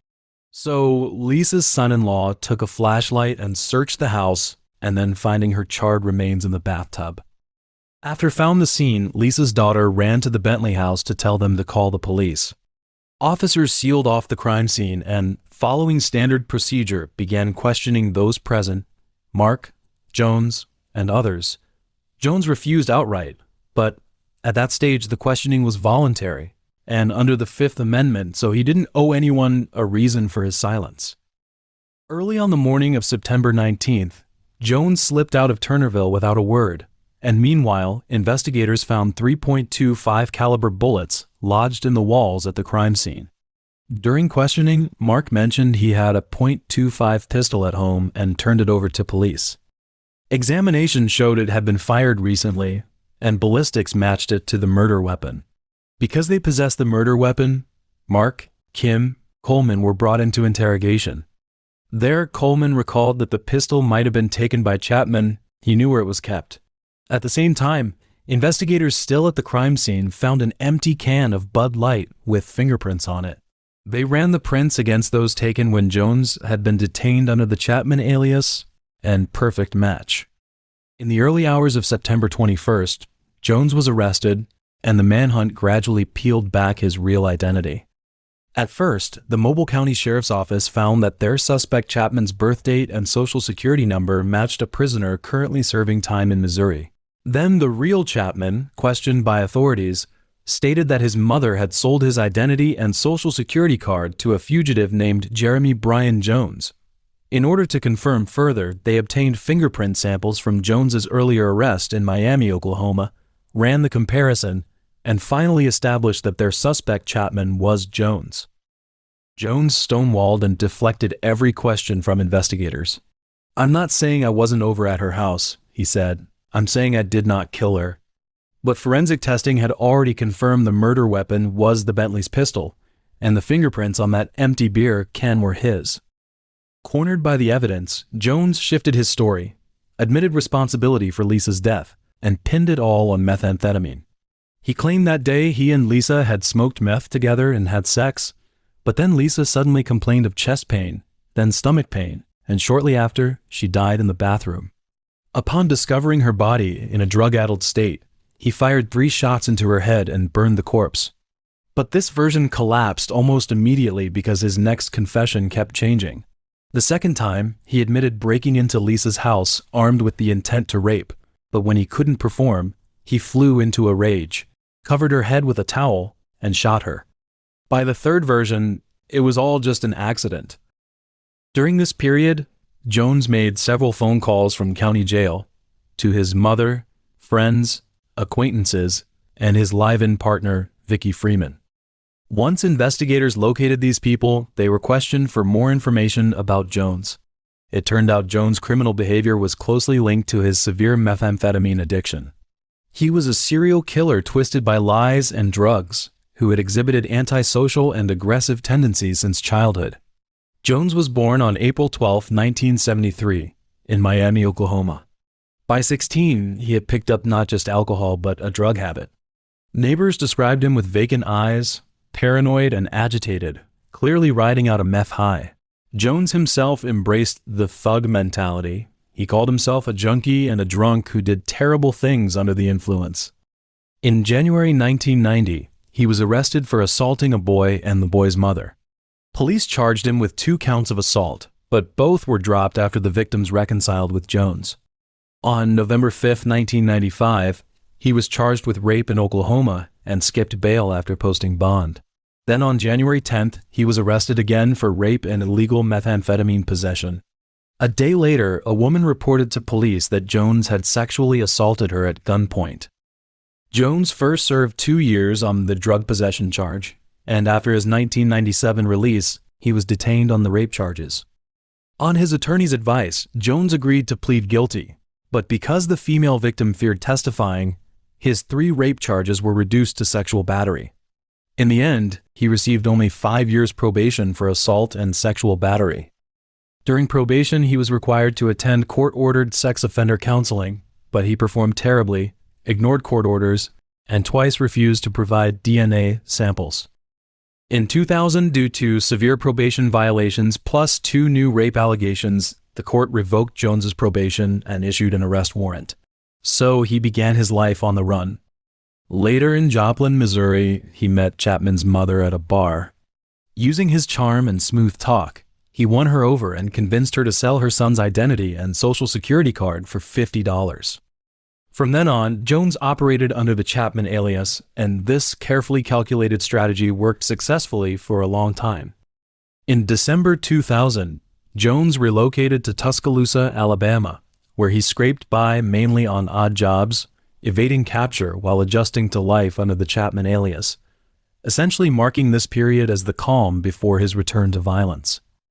In 2003, he moved to Georgia, and on May 1st, he met Freeman in Douglasville. In front of Freeman, he comes across as kind, gentle, and considerate, but in front of some neighbors, he constantly makes disparaging remarks and jokes about women, such as, "What do you tell a woman with 2 black eyes?" "Nothing, you already told the bitch twice." In October 2003, Jones was arrested for disorderly conduct. Taken to the police station, his fingerprints were run through the system, but a technical malfunction meant his true identity was never flagged or matched. After paying the administrative fine, Jones was released and left Georgia, spending several weeks in New Orleans, Louisiana. In late January 2004, he returned to Georgia. Shortly thereafter, he was arrested in Atlanta for trespassing, pleaded guilty as Chapman, and received 3 months in county jail. Upon release, he was arrested again for drug possession, pleaded guilty as Chapman once more, and the court showed leniency, handing him another 3-month sentence. Finally, following his September release, he left Georgia and headed to Alabama, and it was there that he murdered Lisa. During one police interview, Freeman let slip something she hadn't intended. She believed Jones was responsible for the death of Amanda Greenwell. That was a 16-year-old girl who had been their neighbor in Douglasville, Georgia. Amanda disappeared on March 12, 2004. Her body was found on March 21st. The autopsy revealed she had been raped, beaten, and her neck snapped. Following this lead from Freeman, investigators interrogated Jones again. During the interrogation, Jones flatly denied killing Amanda himself. However, strangely enough, he voluntarily confessed to 20 other murders, which spanned nearly 12 years and occurred across 5 states. 8 of these murders were difficult to investigate due to a lack of details, as Jones could not recall the victims' names or the locations where he had disposed of the bodies. The first murder Jones confessed to occurred in 1992. At that time, he had moved with his girlfriend to Baxter Springs, Kansas, to live with his high school friend Justin. On May 9th, Justin married Jennifer. However, just days after their wedding, while Justin was at work, someone broke into their home and stabbed Jennifer to death. During the initial investigation, based on Justin's testimony, Jones had been listed as a suspect, but with no credible evidence against him at the time, he was cleared. In his confession, Jones admitted to murdering Jennifer, and his motive was unrequited love. On February 21, 1996, Jones claimed he broke into the trailer of 38-year-old Daniel Oakley in Delaware County, Oklahoma, shot Oakley and his roommate Doris Harris, then burned the trailer down.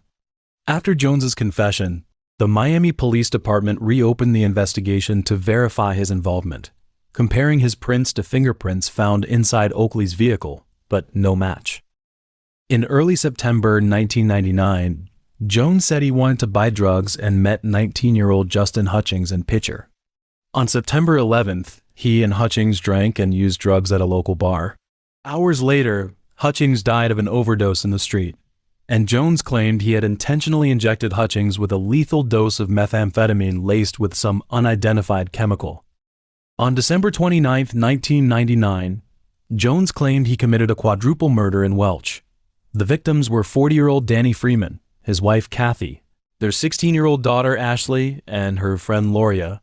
It was Ashley's birthday and Loria had come to celebrate. Jones said after entering the house he shot Danny and Kathy in the head at close range, set the house on fire, then forced the 2 girls at gunpoint to a wooded area near the Kansas border, where he raped and shot them. But the facts prove Jones was not the killer. In 2018, after a prolonged investigation, police arrested Ronnie Bissick, who, along with Warren Welch and David Pennington, was identified as the actual perpetrator. Jones's role in the case was merely that of a mistaken confessor. The next victim was 38-year-old Tina Mayberry. On October 31, 2002, after attending a Halloween party at a bar in Douglasville, Georgia, Mayberry was attacked while walking through the parking lot. Jones's version was that he met a woman dressed as Betty Boop at the bar, convinced her to leave with him, then assaulted her, stabbing her repeatedly in the chest and abdomen. Later, the bar owner and staff confirmed that Jones had indeed been a regular there before Mayberry's death, but without sufficient evidence, he was never charged. The last 2 murders Jones confessed to were those of 46-year-old Catherine Collins and 38-year-old Patrice Enders. According to Jones, in early January 2004, he met Catherine in New Orleans, Louisiana, raped and stabbed her, then finished her off with a jackhandle. On April 15th of that same year, Patrice was reported missing. Jones claimed he had entered her beauty salon merely to ask for directions, but during conversation learned she was alone in the shop. So he pulled a knife, forced her to empty the cash register, then drove her 65 miles to a wooded area where he raped and stabbed her to death. In order to support his claim, Jones even drew a map for investigators, but searches turned up nothing for a long time. It wasn't until December 2005 that Patrice's remains were found, over 10 miles away in Dawson County, nowhere near where Jones had pointed. Although he had confessed to numerous murders, based on the details of certain cases and investigations, Jones was formally indicted for only 3. In late 2004, he was charged with the murders of Lisa and Amanda, Then, in late January 2005, Catherine's murder was added.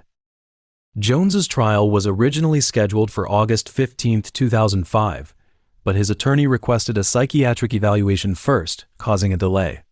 That evaluation found that while Jones had mental health issues, he was competent to stand trial. On October 19th, the trial began. The prosecution relied mainly on Jones's confession and fingerprint evidence, Coleman's testimony, the murder weapon, and DNA test results. Even though Jones publicly retracted his confession and all previous serial killer claims, the jury still convicted him of Lisa's murder. On December 1, 2005, the judge formally sentenced him to death by lethal injection, telling Jones to his face that he was a danger to civilized society. Jones responded right there in court, "God will have the final say. One day I'll be a free man, I'll write me a book and laugh my ass off." Later, the charges in Amanda's and Catherine's cases were dropped. The first reason for this was that investigators lacked sufficient physical evidence in both cases. The second reason was that Jones was sitting on death row in Alabama, so any rush to prosecute the other cases was gone. Since entering the death row unit at Hallman Correctional Institution, Jones and his attorneys have been attempting to overturn his death sentence. However, in 2010, the state appellate court upheld the original verdict. Since then, the order for his execution by lethal injection has never been signed, and he has remained on death row. Time has passed, and he has not changed. He shows no remorse. In a prison interview, he said, "I am not going to beg for mercy. The ones who want me dead should be the ones begging for mercy." In 1984, there were 757 murders and over 51,000 violent crimes in Los Angeles. Veteran officer Sal LaBarbera later recalled that he was once sent to 5 murder scenes in a single night. "I took the first one. My partner took the second. We were leapfrogging each other.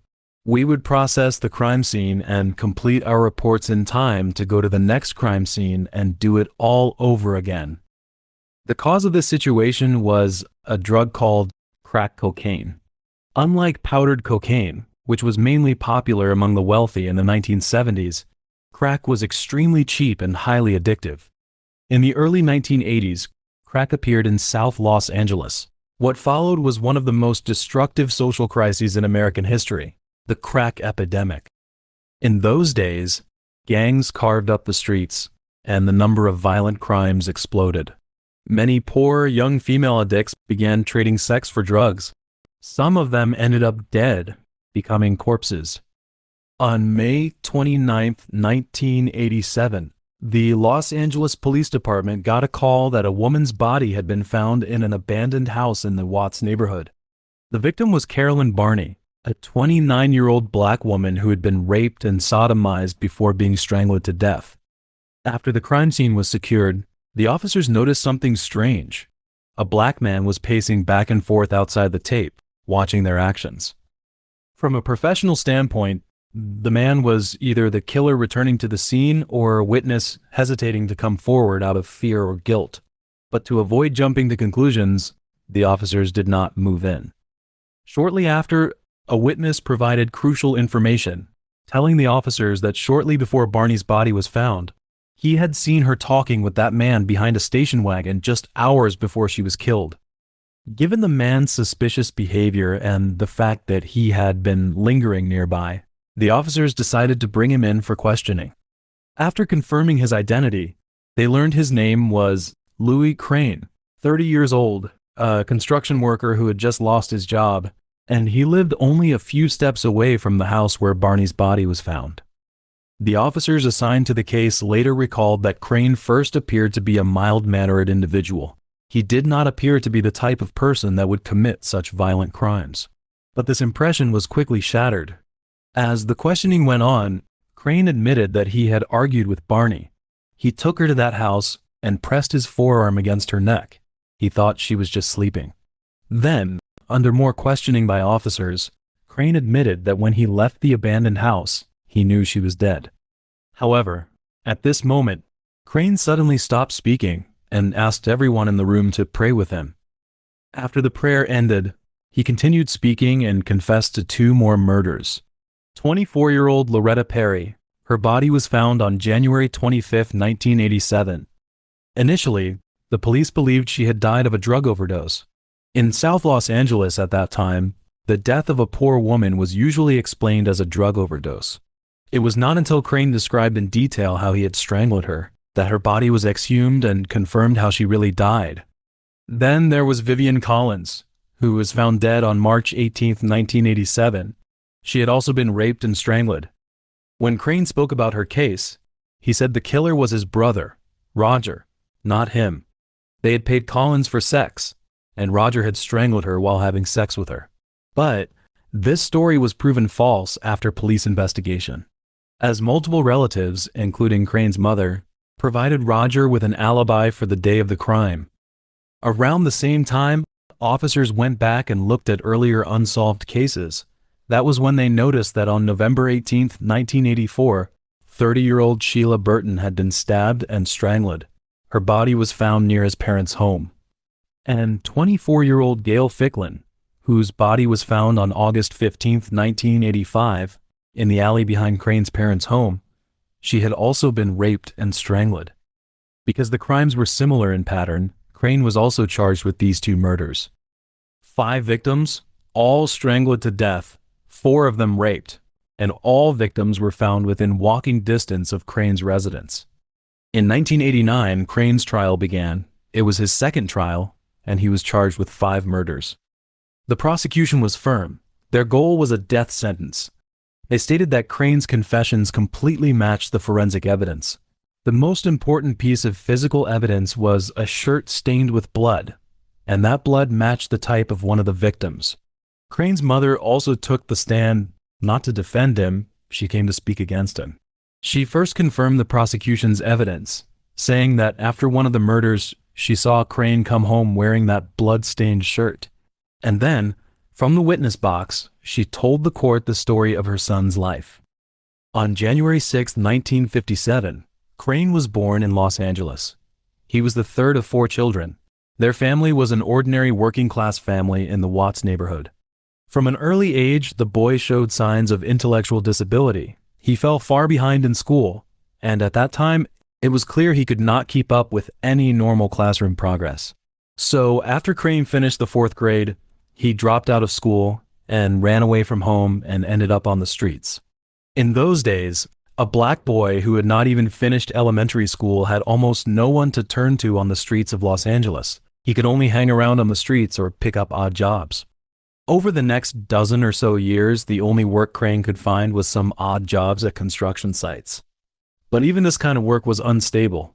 At the time of his arrest, he had just lost his job and moved back in with his parents.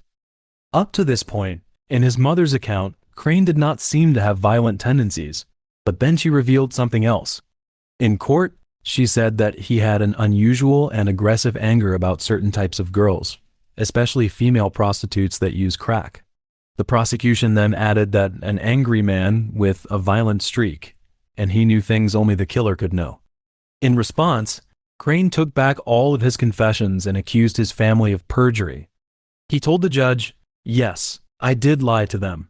One thing led to another. It was a big mistake." When Deputy District Attorney John Watson asked him, "You're just an innocent man then?" he replied, "That's the way it is." Crane's attorney argued that he was not someone who could be fairly tried.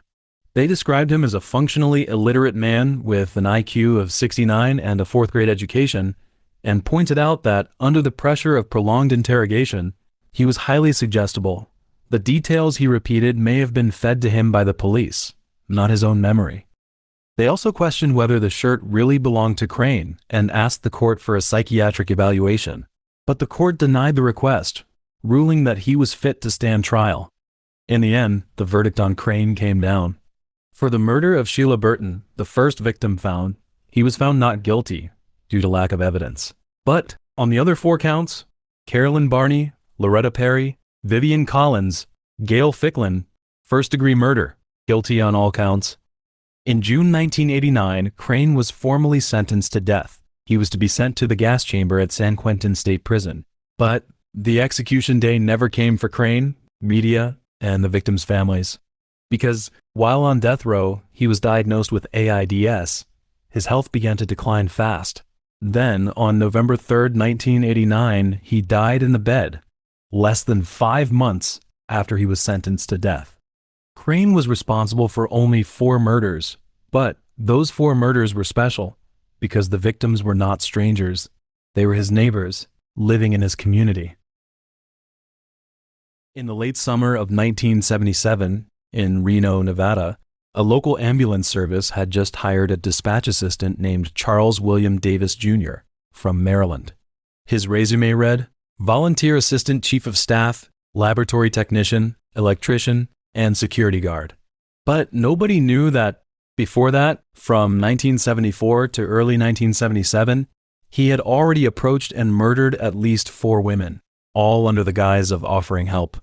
But 2 weeks before he got that job, on July 20th, 1977, 2 police officers pulled over his Volkswagen Beetle for a stolen license plate.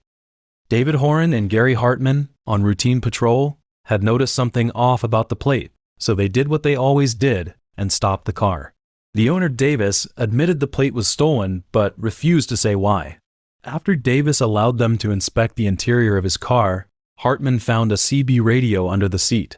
They confirmed the radio had been stolen and arrested Davis for theft, transported him to the county jail. In the county jail, Davis insisted he was innocent and showed investigators a receipt from a Baltimore store, claiming he had bought the radio legally. So the theft charge was dropped and Davis walked free. However, further investigation turned things around.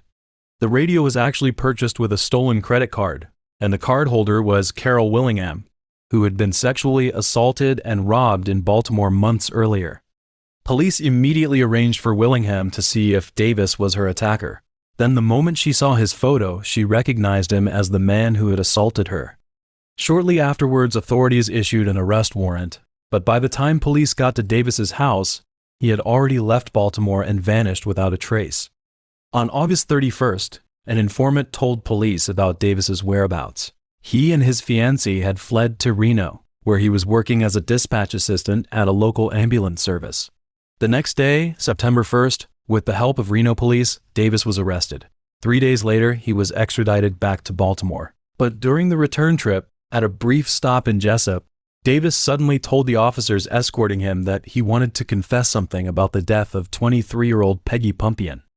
In the interrogation room, facing recording equipment, Davis not only confessed to Peggy's murder, but also voluntarily described what happened to 24-year-old Kathleen Cook. The police had thought they were just chasing down a stolen radio and an assault case. Instead, they got pulled into 2 murders.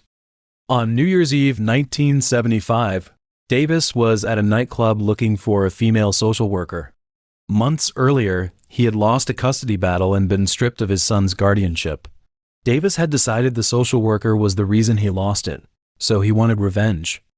Kathleen was at that same nightclub celebrating the new year with her husband, and she happened to bear a slight resemblance to the social worker. Then Davis lured her to the parking lot with the excuse that her car was blocking his, and drove her away. Along the way, Davis realized he had grabbed the wrong person, a complete stranger with no connection to him whatsoever. After hearing Davis's explanation, Kathleen straight up demanded he let her go. She warned him she was engaged to a high-ranking Baltimore police officer and he would pay dearly for this. But Davis didn't let her go. He pulled over at a vacant lot near a shopping center in Captansville and raped her. During the time, Kathleen never stopped fighting back. She kept threatening and humiliating Davis, mocking him as impotent and unpopular with women. In the end, those words enraged him. He pulled out a .38 caliber revolver and shot her 4 times, then stabbed her repeatedly until she stopped struggling. On August 24th, 1976, Peggy was driving on Interstate 95 and got lost. She wanted to ask for directions to the Chesapeake Bay Bridge, and along the way she pulled over and asked Davis for directions. After a brief conversation, Davis got into Peggy's car, saying he knew a shortcut. But the moment he got in, he pulled out a revolver and robbed her. Peggy figured Davis would just take the money and leave, but Davis wanted more. He sexually assaulted her at gunpoint, and in the end, he fired 5 times in the chest, killing her. Then he wiped his fingerprints from Peggy's car and drove to New York to establish a credible alibi. 8 hours later, Peggy's body was found. When police recovered the bullets and ran ballistics tests, the barrel rifling marks matched the weapon used in Kathleen's case perfectly. Police confirmed both cases were committed by the same person, but it wasn't until Davis confessed that they knew he was the killer. On February 23, 1977, Willingham ran into Davis on the street. Just like with Peggy, Davis tricked her into his car under the pretense of helping her, drove her to a wooded area outside the city, and beat, robbed, and raped her. The day after his arrest, Davis was formally charged with 2 counts of murder. A number of high-ranking law enforcement officials organized a meeting to discuss how to prosecute him. Since all the murders had occurred in the Baltimore area, the prosecutor's office was worried that intense news coverage would compromise jury impartiality, so they decided to move him elsewhere and try him separately. Davis was first sent to Allegheny County to stand trial for Kathleen's murder. In early 1978, the jury found him guilty of first-degree murder and illegal possession of a firearm. On April 12th, he was sentenced to life in prison. Then the prosecution charged him again with Peggy's murder, and in April 1979, he received a second life sentence. Later, Davis additionally confessed to another aggravated sexual assault, as well as the murder of Lydia Norman. At the end of 1974, a 23-year-old woman's car broke down outside Baltimore. Davis happened to be driving by, offered to help, and gave her a ride, but he didn't take her home. He dragged her into nearby woods, sexually assaulted her, and tried to strangle her. After the woman had apparently died, Davis assumed she was dead and left the scene alone. Sometime later, the woman regained consciousness, struggled back to town, and received treatment. After recovering, she described Davis's appearance to police, who produced a composite sketch based on her description. That was the earliest clue Davis left behind, but nobody connected him to that sketch. On September 11, 1975, 16-year-old Norman, a student at Randallstown High School, went out on a date with Davis. When Norman refused his demand to have sex, an enraged Davis sexually assaulted and strangled her to death. In early 1979, Davis was transferred to Anne Arundel County to stand trial for Norman's murder. For the third time, a jury found him guilty, and he was sentenced to life in prison with the possibility of parole after serving 48 years. During the trial, he showed no expression whatsoever, remaining silent and calm throughout the entire proceeding. Later, Davis's background was uncovered. He was born on June 18, 1947, in Baltimore, Maryland. Public records about his childhood were sparse. All that was known is that his father was a local police lieutenant. As an adult, he cycled through numerous jobs, working as an electrician, security guard, laboratory technician, and volunteer assistant chief of staff at a Baltimore volunteer rescue squad. In the early 1970s, he married and had a son, but the marriage didn't last. He eventually divorced and lost the custody battle and was stripped of his child's guardianship. This thing hit him hard, and it led him to harbor a grudge against the female social worker and to kill Kathleen. From this point onward, the level of violence in his crimes visibly escalated. Because he had a police lieutenant for a father and had spent time in a volunteer rescue squad, Davis knew the Baltimore area's emergency systems and police operations inside and out. He used that knowledge to get close to victims and cover his tracks, which was exactly why police never suspected him all those years. His crimes were primarily about rape, and murder was usually driven by impulse, whenever the victim challenged his control, refused, resisted, or, like Kathleen, provoked him. Beyond that, he had a signature element when he struck. After killing a victim, he would actively call police and provide clues about the body's location, as if he were observing their reactions and drawing some kind of satisfaction from it. After his conviction, Davis served his sentence in Maryland's prison system and was transferred between multiple facilities over the years. Just when everyone assumed he had confessed to all his crimes in 2024, Howard County cold case investigators tracked him down again. They wanted to ask about an unsolved case from August 24, 1975. 20-year-old Rosen Sturtz walked into a bar that day and never came home. Her body wasn't found until that December in woods near Columbia. The cold case investigators found a 1981 audio tape in the files. Back then, Howard County Police had interrogated Davis about this case, and he had indeed mentioned certain details. But during that interrogation, police showed him an old photo of Rosen. Davis failed to recognize her. Because of that, the case could never be closed, remaining unsolved and shelved for nearly 50 years. This time, the cold case investigator, Corporal Wade, brought a photo taken 1 month before Roseanne's death. When Davis saw it, he nodded and admitted that Rosen was one of his victims, and he described how that night he got into an argument with Rosen at the bar, then managed to lure her to a secluded area, sexually assaulted her, and killed her. Even though the state prosecutor had granted Davis full immunity back in 1981, meaning he couldn't be additionally prosecuted for this case, the case could finally be officially closed. Later, Roseanne's family issued a statement after learning the truth. "We were grateful to have all the case details, learned Roseanne's actual date of death, and received the closure we have been praying for all these years, finally put to rest the answers we never had." Davis, used to crave media attention, wanted his crimes remembered by the world, made anonymous calls to authorities directing them to where he had left remains. But in a way, the women he hurt deserve to be remembered far more than he does. Rosen Sturtz, Lydia Norman, Kathleen Cook, Peggy Pumpian, and the women who escaped with their lives. On February 24, 1986, the manager of an apartment building in Talladega, Alabama, used a spare key to open the door of one tenant's apartment. Shortly before, someone from the local Institute for the Deaf and Blind had contacted him, saying that their student, 24-year-old Sherry Weathers, had been missing from classes for 5 full days with no word. So they asked him to help check on her safety. Weathers was a hearing-impaired single mother with 2 young children, 4-year-old Joey and 5-year-old Chad. When the manager went into Weathers' apartment, he found something was wrong. Even though Weathers and her 2 children were lying in bed, covered by a blanket, a bad smell was coming from there. The manager quickly called the police to report the situation and request that officers come to investigate. Before long, the officers arrived at the scene and confirmed that Weathers and her 2 children were dead. The cause of death for all 3 was asphyxiation, and Weathers' room was the crime scene. Then, the manager shared that Weathers' neighbor, 33-year-old Linda Jarman, she was also a student at the Institute for the Deaf and Blind and had a hearing impairment, had also lost contact. Given that Weathers had already been murdered, he suspected that Jarman might have also been murdered.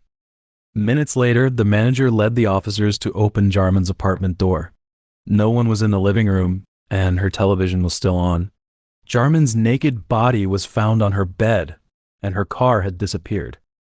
Around the same time, the police dispatcher received a report that 32-year-old cocktail waitress Linda Odom had been reported missing. Before this, she had been involved with a man who called himself Danny Ray Spence. Since there were no signs of forced entry in any of the victims' rooms, investigators immediately focused their suspicion on people known to the victims. Soon their investigation pointed to Spence, the man who had been involved with Linda. As the investigation went deeper, they discovered that Spence had not only been in contact with Linda, but had also dated Weathers. Months earlier, after arriving in Talladega, Spence had volunteered as an art teacher at the Institute for the Deaf and Blind. There he met Weathers, and through her, he met Jarman.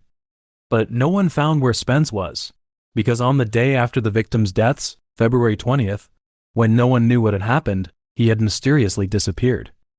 Days later, fingerprints collected from the 2 crime scenes gave comparison results.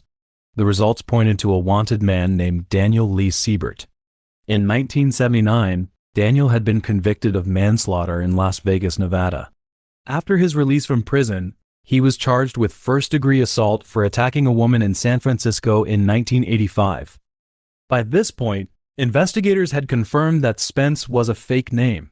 The man who had volunteered to teach deaf and blind students to paint was actually a fugitive with a prior homicide conviction who was actively wanted. Although Daniel's whereabouts had not yet been found, as time passed, the evidence slowly came out. On March 3rd, Jarman's stolen car was found on Interstate 65 near Elizabethtown, Kentucky. The car's tires had blown out, which was the reason it had been left behind. Investigators found Daniel's fingerprints in the car, as well as an apartment key. At a nearby campsite, they also found a large amount of women's underwear and a birth certificate with the name Daniel Ray Spence. On March 30th, Linda's naked, decomposed remains were found on the outskirts of Talladega. The cause of her death was also asphyxiation. The operation to hunt down Daniel lasted about 6 months. In those days, he moved through the highway system like a ghost on the road, constantly changing locations, using fake names, and not forming long-term connections with anyone. But the real breakthrough in the case actually came from Daniel himself. On September 3rd, one of Daniel's friends contacted the police, stating that Daniel had called her. The police immediately prepared to wait for Daniel's next call. Hours later, his call came. Then, while he was chatting with his friends, the police traced his location to a phone box in Tennessee. In those days, GPS positioning technology was not yet fully developed. The police could not obtain his exact location. But one thing helped them. At that moment, the sound of rain could be heard in the background of Daniel's call, which meant it was raining where he was. The police confirmed that it was raining in Nashville, not in Memphis, thus confirming that the call was made from a phone box near the Nashville West Interstate. After pinpointing Daniel's location, local police showed his photos to employees at restaurants near the place. Then, a restaurant employee recognized Daniel and stated that this man was working there doing sign painting. 6 months of pursuit, they had finally found Daniel's exact whereabouts. The next day, September 4th, the police arrested Daniel when he came to work. In the interrogation room, when asked about his crimes, he confessed to the 5 murders in Alabama, Weathers and her 2 children, as well as Jarman and Linda. Later, while awaiting trial, Daniel revealed information about several other victims. In 1985, he strangled 28-year-old Gidget Castro and 23-year-old Nijia McElrath in Los Angeles. Both women were black, both were strangled, and both were robbed. He also confessed to strangling 57-year-old Beatrice McDougal in Atlantic City, New Jersey. In 1986, her body was found in a hotel room. In addition, investigators suspected that he had committed more cases. For example, the body of 19-year-old Cheryl Evans was found in Calhoun County the day after 5 murders in Alabama. Daniel himself also implied that he had killed more people. But because there was not enough evidence, these suspicions were never confirmed. After his arrest, Daniel was quite cooperative, and his attitude even left an impression on investigators. Former District Attorney Robert Rumsey said, "He seemed like a pretty decent person." Daniel's defense attorney, George Sims, said the same thing. He was a very pleasant man to talk to. When asked why Daniel became a serial killer, George said, "He had a tough childhood without question, I think maybe abused by his father." Information about Daniel's early life only appears in trial records and his prison interviews. On June 17, 1954, he was born into a troubled family in Mattoon, Illinois. His father was an alcoholic who often put his 2 children, Daniel and a daughter, through physical and sexual abuse, beatings, rape, and forcing Daniel to wear girls' underwear while having sexual relations with him. In fact, government agencies and the police could have stopped these things, but Daniel's mother was afraid of her husband, unable to stop him, and dared not expose the abuse happening in the home. Later, in 1965, his mother finally took 11-year-old Daniel and his sister and left home. But years of abuse had already caused problems for Daniel's mental state. At the age of 12, he chose to run away from home, was lost to the streets in drugs and prostitution. When he was 18 years old, he joined the Marines under the fake name Daniel Marlowe. He hoped that the structured environment would change his life. However, he was given a dishonorable discharge. Between 1973 and 1975, Daniel fathered a son and a daughter. Later, he spoke with his son about his mother taking them away from his father. He said, "It was too late." In fact, in this world, some people have also experienced those terrible things, and they did not choose to commit crimes. George also said he had it tough, but other people do too and do not do things like that. In 1979, Daniel killed a woman in Las Vegas. She was his girlfriend, and he stabbed her 29 times. This was his first known murder, and the method was different from the strangulation he later used regularly. For this case, he was convicted of manslaughter and sent to prison.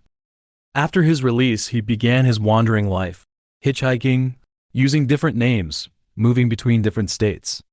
In 1985, he attacked a woman in San Francisco. Because of this assault, he was wanted by the San Francisco police. Then, Daniel stood trial in Alabama. For Jarman's murder, he was convicted of first-degree murder. For the murders of Weathers and her children, the jury found him guilty on June 17, 1987, and recommended the death penalty.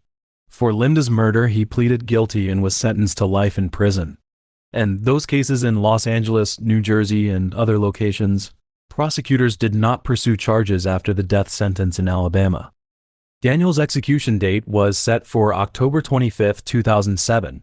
After entering death row, he continued to paint, something he had learned in childhood to escape his father's abuse.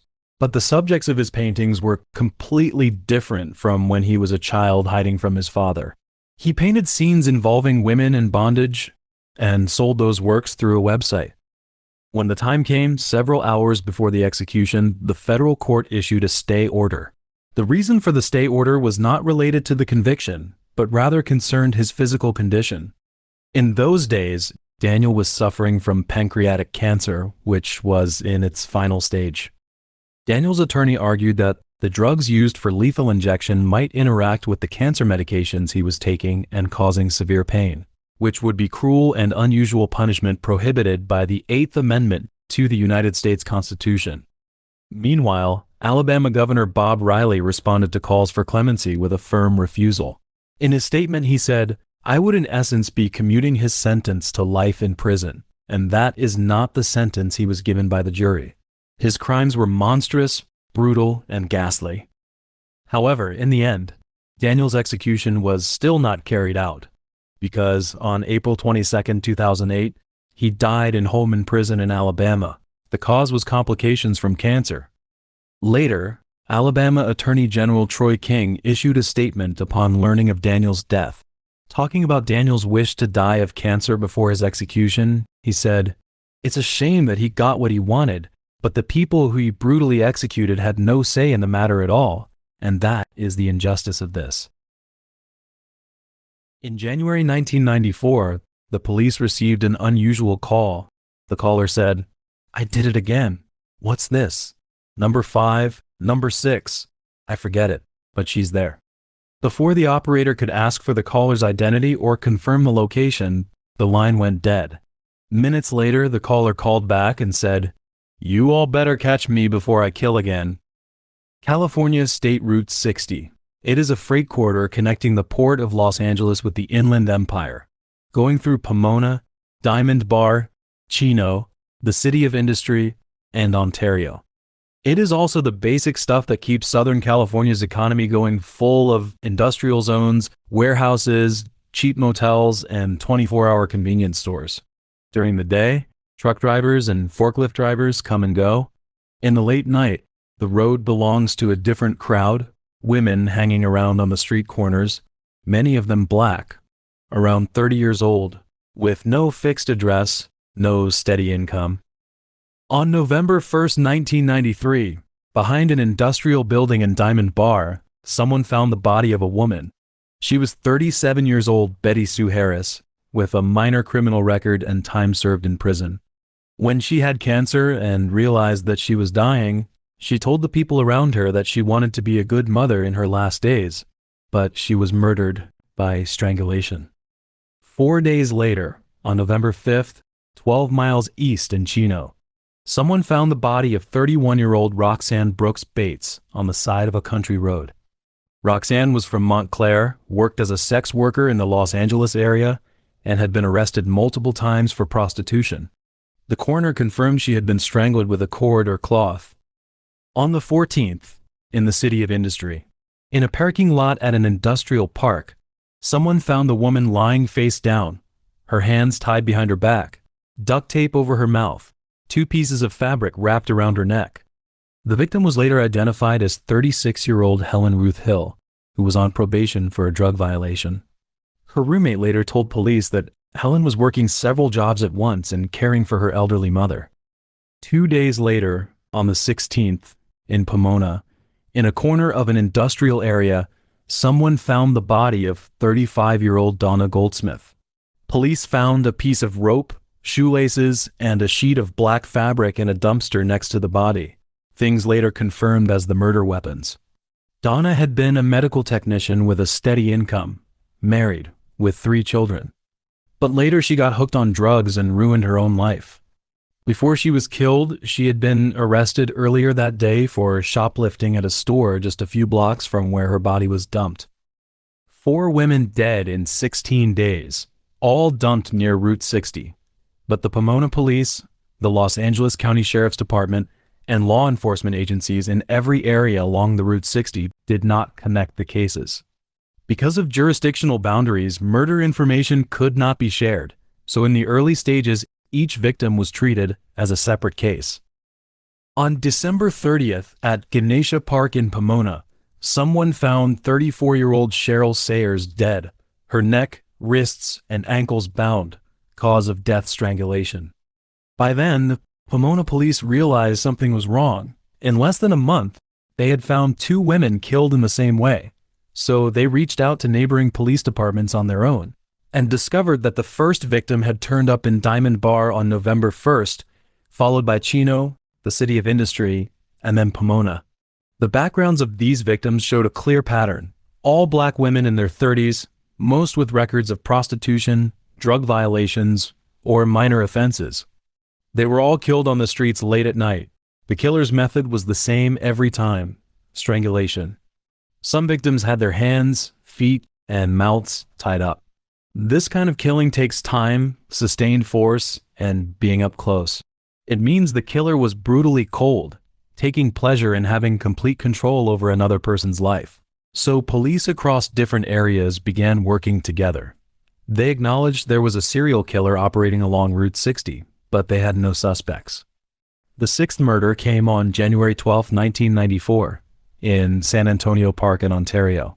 The victim was 33-year-old Deborah Denise Brown, a blue cloth wrapped around her neck, strangled to death. 10 weeks, 6 victims, then the murders stopped suddenly. Who was the killer? What was his motive? At the time, investigators had almost no leads and no answers at all. All they had were 6 victims, a similar way of killing, and a map of dump sites stretching along Route 60. The joint investigation continued for a while, but with no results, these cases eventually went cold.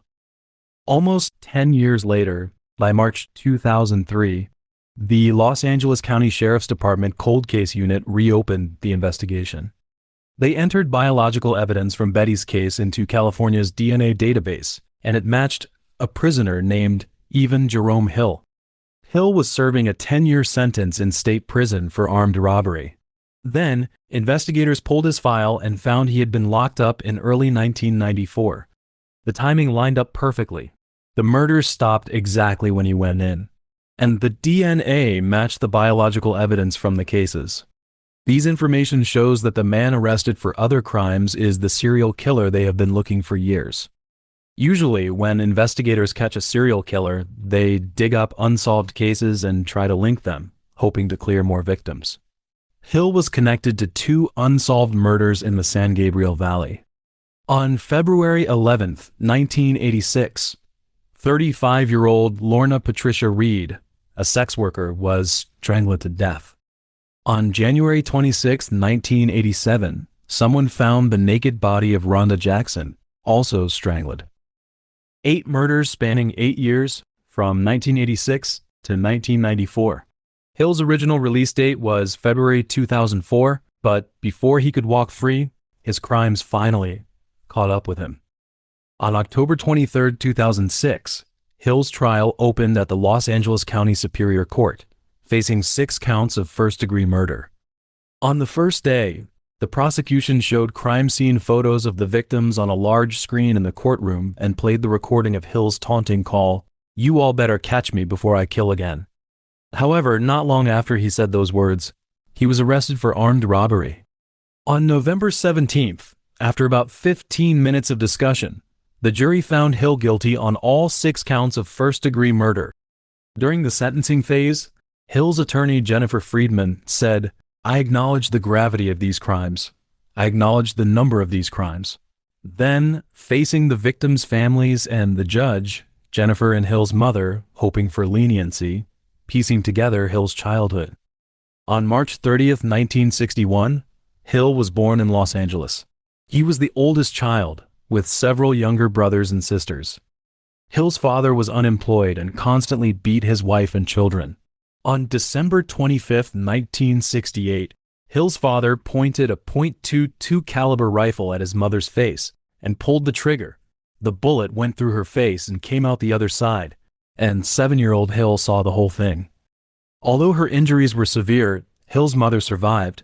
She spent months in a hospital bed, but she was left with permanent facial damage and lasting psychological trauma.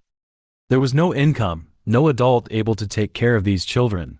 So, from the age of 10, Hill became the one responsible for holding the family together. Later, Hill enrolled at Pomona High School. During those years, people who knew him formed a remarkably consistent impression. He was a good kid.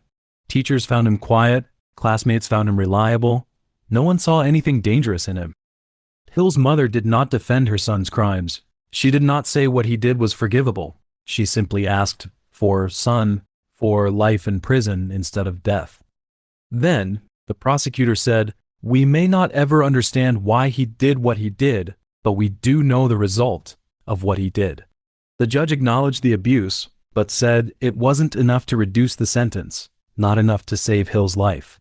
And what Hill's mother did not mention was that in 1978, the year before he graduated high school, Hill got into drugs and was quickly hooked. To pay for drugs, he started with petty theft, and after a few times, he moved up to armed robbery. On January 23, 1979, 17-year-old Hill and his 18-year-old accomplice, Vincent Myers, walked into a liquor store in Glendora with guns. During the robbery, Myers shot and killed Thomas Leavell and seriously injured Keith Hunt. Both were arrested shortly after. Myers got life without parole. Hill was handled separately as a juvenile and received a short sentence. Released in the mid-1980s, he moved to the San Gabriel Valley, picking up odd jobs, warehouse work, temporary loading and unloading. In the late 1980s, he was back in prison for theft. After that, it was his cycle of crime. Released from prison, worked odd jobs, committed crimes again, and got arrested. The murders of Lorna and Rhonda happened during this period. In February 1993, Hill was released again, returned to Pomona, and took a job as a forklift operator. Then, months later, he launched his killing spree, stalking and murdering those victims, even calling the police to taunt them. On January 2, 2007, the jury recommended the death penalty for Hill. On March 21st, the judge formally sentenced him to death by lethal injection. Before the sentence was read, the judge allowed the victims' families to speak. Donna's kid Tony said, "I can never forgive you and I will never forget." Tony's daughter Precious said, "I hate you. I hope you rot in hell. You look as if there's no hurt in you." When asked by the judge if he had anything to say, Hill replied, "No, Your Honor," and was sent to death row at San Quentin State Prison. Although the sentence was handed down, Hill's execution never actually happened. California's death penalty had effectively stopped after 2006. Inmates on death row waited year after year, most of them eventually dying of natural causes rather than being executed. Hill was no exception. After more than a decade on death row, his health got worse. He was transferred to the California Healthcare Facility in Stockton. May 15, 2009, Hill confessed to the murders of Lorna and Rhonda, bringing his confirmed victim count to 8. This man, known as the 60 Freeway Killer, never publicly said another word after being identified. No apology, no explanation, no letters to the victims' families. The only complete statement he ever left this world was that, "You all better catch me before I kill again."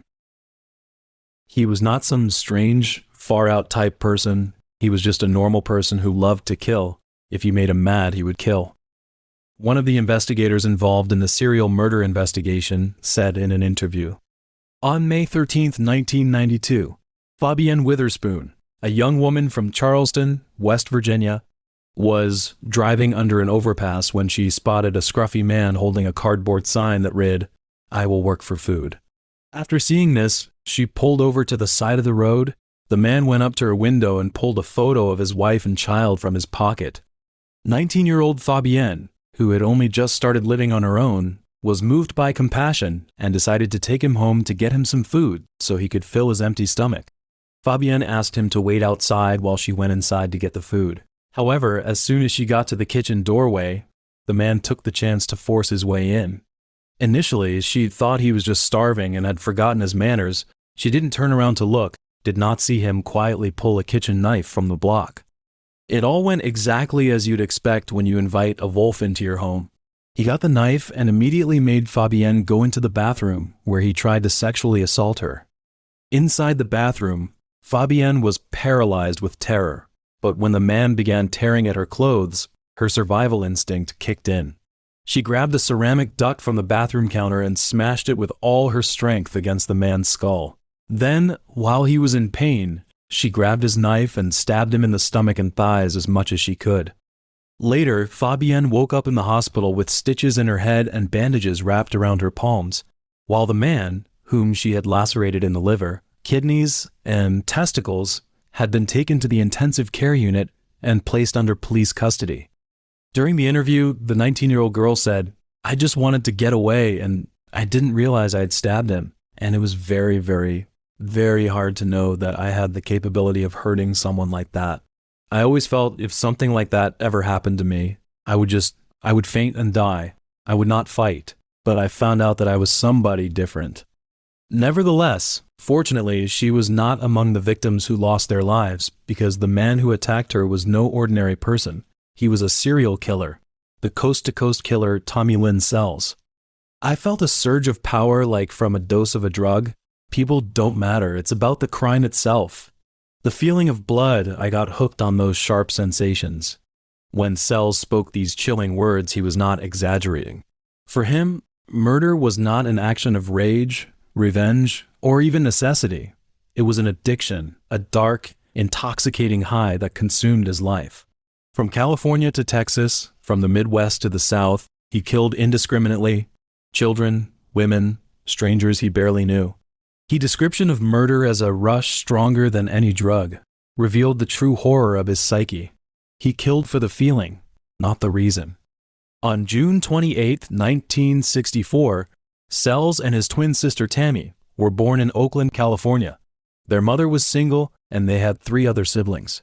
However, tragedy struck when the twins were only 18 months old. Both Sells and Tammy contracted meningitis. Only Sells survived. After that, the young Sells was sent to Holcomb, Missouri, to be raised by his Aunt Bonnie. There, he lived a good life, and Bonnie treated him as her own child. She even wanted to adopt a boy. However, upon hearing of Bonnie's intentions to adopt Sells, his biological mother immediately took him back into her custody, but she soon began to neglect him. At the age of 7, Sells started regularly drinking alcohol from his grandfather's stash. In less than a year later, he began hanging out with an adult man called Willis Clark. However, Sells later said that this man had sexually abused him, and further claiming that his mother not only knew about it, but actually condoned and encouraged the relationship. This incident left a permanent scar on his psyche. Sells said that when committing his crimes, he would relive those experiences. At 13, under the influence of narcotics, Sells was found lying naked in his grandmother's bed. Then, he was thrown out of the house. This was not his first encounter with narcotics. 3 years prior, he had already been secretly using narcotics to chase thrills. After being expelled from the home, worse followed in quick succession. His mother left hometown with his other siblings and family members without goodbye, without explanation. And this abandonment became the turning point in Sells' life. By that time, 14-year-old Sells had no home to call his own and was forced to live on the streets. 3 years later, in 1981, Sells was still homeless. He spent those 3 years hitchhiking and hopping freight trains, wandering aimlessly across the country. He drank heavily, took drugs, and committed numerous petty crimes, burglary and robbery.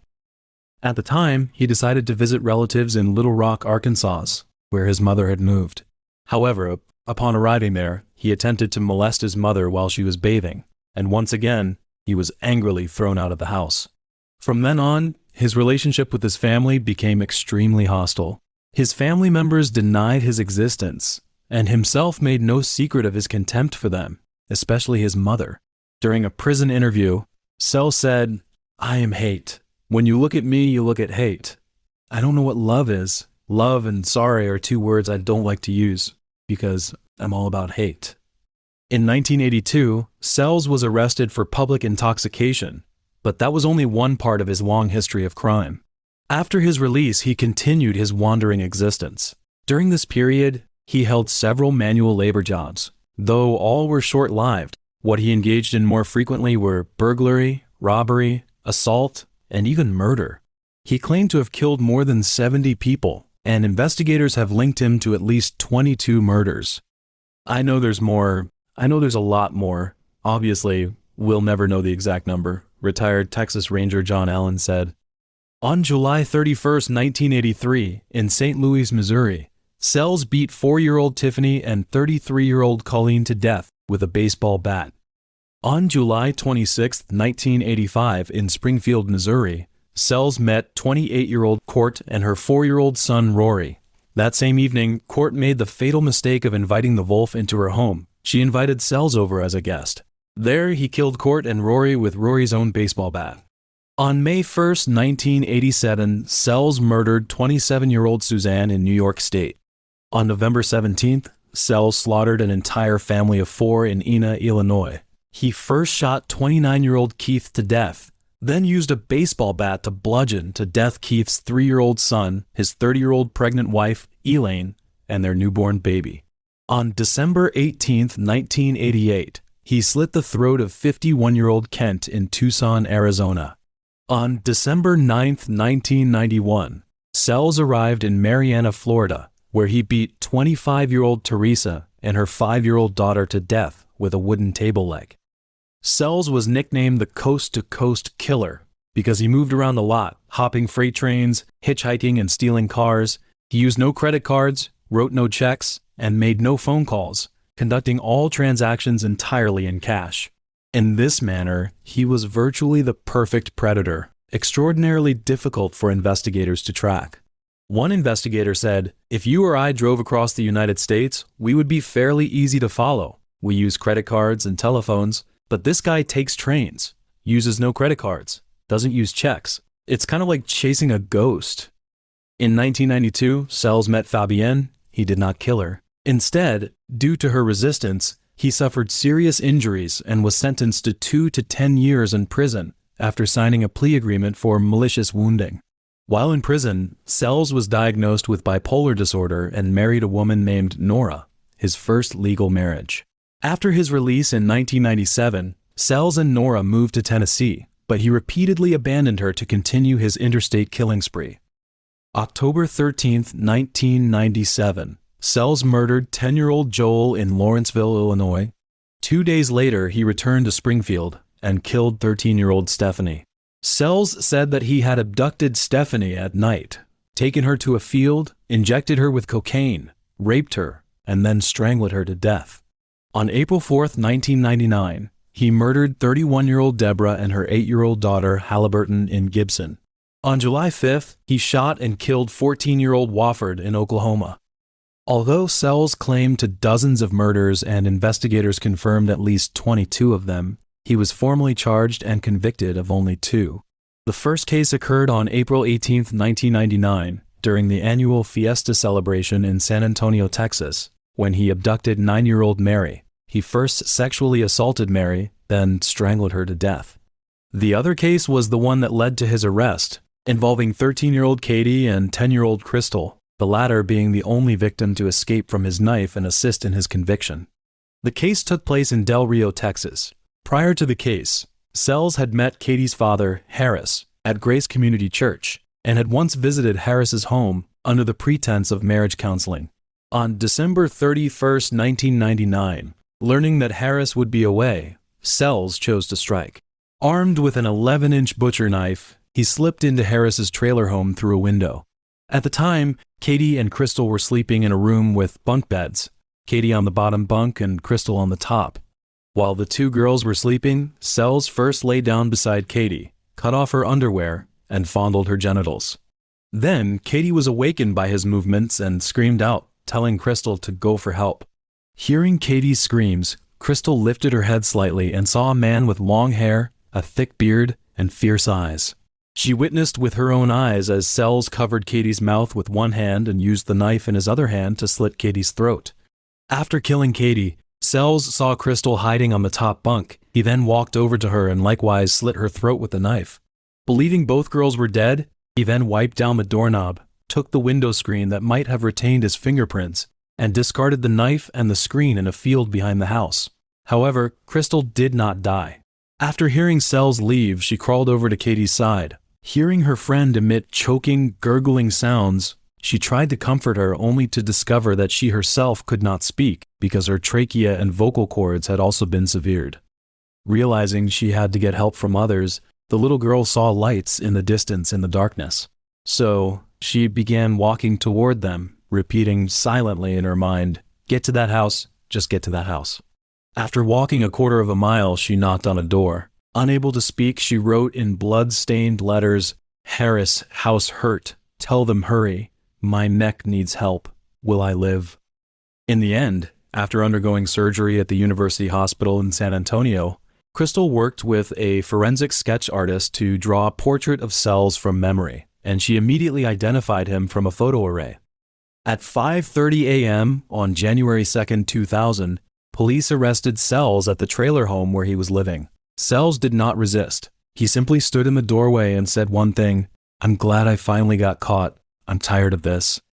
According to reports, Katie's father, Harris, told the Kansas City Star, "Sells uprooted our family in just 10 minutes. He stole my daughter's accomplishments. Every birthday, every holiday. I'm in agony. I tried to help him. I talked to him. He was a down-on-his-luck guy. I tried to help him, and he repaid me by killing my daughter." On September 18, 2000, the jury found Sells guilty of first-degree murder and sentenced him to death. While in prison, he confessed to killing Mary and received an additional life sentence without parole. At the time, Crystal identified Sells in court, displayed her scars, and demonstrated how she had lifted her head to see her attacker. The defense attorney responded, "You are a brave girl. Thank you. I have no questions." April 3, 2014, Sells' death sentence was carried out at the Texas State Prison in Huntsville. Crystal, Harris, and Mary's family members attended his execution. When asked if he would like to make a final statement, Sells replied, "No." From the 1970s to the 1980s, the so-called golden age of serial killers, in Anchorage, Alaska, people know that Robert Hansen took women to the wilderness and shot them like caribou. But in Fairbanks, 360 miles away, another serial killer almost disappeared from the history of crime. He was a technical sergeant in the U.S. Air Force, brazen enough to choose his hunting grounds right near the base where he lived and worked. In less than 2 years, he killed at least 5 young women and girls, the youngest one just 11 years old. His name was Thomas Bundy. He never stood trial. In March 1983, after partially confessing to investigators, he rode his motorcycle head-on into a truck and ended his own life. However, many details, including whether he had more victims, remains an unsolved mystery. On September 28, 1948, Thomas was born in Nashville, Tennessee, the younger of 2 children, and his father was a World War II veteran. In those years, countless veterans returned home carrying untreated trauma, and his father was one of them. From childhood on, Thomas had a terrible relationship with his father. The man suffered from mental disorders and often beat both his wife and Thomas. That childhood trauma left Thomas with wounds that would never heal. Later, in 1963, when his father died, 15-year-old Thomas refused to attend his funeral and ran away from home for several days. No one knew where he went, but the reason was probably simple enough. He had no interest in pretending to grieve for a man who had terrified him throughout his childhood. In 1966, after graduation, he married his high school girlfriend. 1 year into the marriage, he joined the U.S. Air Force and was serving in Southeast Asia. At that time, Thomas, like a lot of young men, thought he would finish his service, go home, and build a normal life with the woman he loved. But while he was serving in Southeast Asia, unable to be with his wife, she gave birth to a son, not his, fathered by another man. When he heard the news, Thomas did not file for divorce. He stayed, trying to patch together a marriage that was almost falling apart, and he even raised the child as his own. Later, his wife had a daughter with him, but once trust was broken, there was no fixing it. In the mid-70s, Thomas was transferred to Eielson Air Force Base near Fairbanks, Alaska, where the winters are long and dark. Having been beaten by his father as a child and betrayed by his wife as an adult, Thomas had long since lost any ability to cope with pain in healthy ways. Over the next few years, his mental state deteriorated. The signs of emotional exhaustion became harder and harder to ignore, and he even started seeing a psychiatrist. But by then, it was already too late. On August 29, 1979, a 19-year-old Fairbanks resident named Glinda Sodman disappeared. 2 months later, a boy hunting in the woods near Moose Creek, close to Eielson Air Force Base, found a woman's body. Aside from a single .38 caliber shell casing, nothing else was found at the scene. The autopsy confirmed it was Sodman. She had not been sexually assaulted. She had been strangled and then shot in the back of the head. While police were still working the Sodman case, a second disappearance came on June 13, 1980. 11-year-old Doris Aring from North Pole, Alaska, had vanished. But unlike the Sodman investigation, which had gone nowhere, this one gave them something. Not long after Doris vanished, police found her bicycle in a ditch. More importantly, her brother said that in the days before she disappeared, he had seen her talking to a stranger who was wearing an Air Force uniform and sitting in a blue car. 6 months later, when police still did not know whether Doris was alive or dead, 2 more women vanished from the Fairbanks area. On January 31, 1981, 21-year-old Marlene Peters disappeared while hitchhiking from Fairbanks to Anchorage. 5 weeks after that, 16-year-old Wendy Wilson had also vanished. As the number of victims grew, the Alaska State Troopers, the Fairbanks Police Department, the North Pole Police Department, and the FBI formed a joint task force to investigate. 3 days after Wendy went missing, her body was found. Marlene's badly decomposed remains turned up not far from Wendy's. Like the others, both women had been strangled and shot, with no sign of sexual assault. At that time, investigators were completely stuck. These crimes followed no pattern, and the remains just kept coming. About a month later, the 5th victim turned up, 18-year-old Lori King. This time, investigators committed every available resource, launching a joint military and civilian search effort that continued for weeks. Their efforts yielded nothing. Then, in October 1981, several servicemen hunting in the woods near Eielson Air Force Base discovered Lori's rotting body. The autopsy showed the same thing. Strangled, then shot, with no sign of sexual assault. At this point, investigators finally began to suspect the killer might be in the military. Every body that had been found was dumped along remote roads, gravel pits, and wooded areas near Eielson. Only someone familiar with those areas would use them as disposal sites. So they went back through the files and checked every person assigned to Eielson, including the employees employed as civilian specialists. By February 1982, 3 names had been added to the suspect list. One of them was Thomas. He owned a blue car and a white pickup, matching the witness description perfectly. He also had a record of multiple misconduct incidents on base, and several female coworkers had filed complaints about inappropriate sexual comments and harassment. But without direct evidence, and since Thomas had been transferred to Shepherd Air Force Base in September 1981, so the investigation was forced into a standstill. Almost a year later, in November 1982, Alaska investigators got a call from Henrietta, Texas. A woman named Cassandra Goodwin had been found dead there, killed in the same manner as the 5 victims in Alaska. The case broke the stalemate. After Thomas left Alaska for Texas, no more murders occurred in Alaska. Then an identical murder surfaced at his new posting. A few months later, after interstate coordination, investigators arrived in Texas in March 1983. On March 3rd, Thomas was brought in for questioning. Investigators interrogated him about the 5 Alaska murders and the one in Texas. Each session lasted several hours. At first, Thomas refused to answer directly. He stonewalled them for nearly a week. On the 3rd day, he even handed them a note. "I really like you guys and have enjoyed talking with you, but I did not do these things." Several days later, investigators got a search warrant. After searching his house and the trunk of his car, they found physical evidence that directly tied him to the 5 murders. Shell casings linked to the cases, newspaper clippings about the murders, and Wendy's hair. Once he learned the evidence had been found, Thomas's attitude shifted. He began confessing, admitted he had killed those girls in Alaska, describing the murders in detail. When asked why he had systematically strangled and shot young women he did not even know, he cited psychological problems and sexual complexes as motives for committing the murders. The abuse he suffered as a child had left Thomas consumed by enormous rage and helplessness for years, and the betrayal and humiliation in his marriage had further destroyed his dignity as a man, leaving him unable to control his aggressive impulses. In the end, he targeted young women, killing them by strangulation and shooting. But when asked about Cassandra's murder, he flatly denied it. Even though Thomas had confessed, jurisdiction issues meant the Alaskan investigators had no authority to arrest him in Texas. They could only keep him under surveillance until the warrant was issued, to prevent him from fleeing or going into hiding.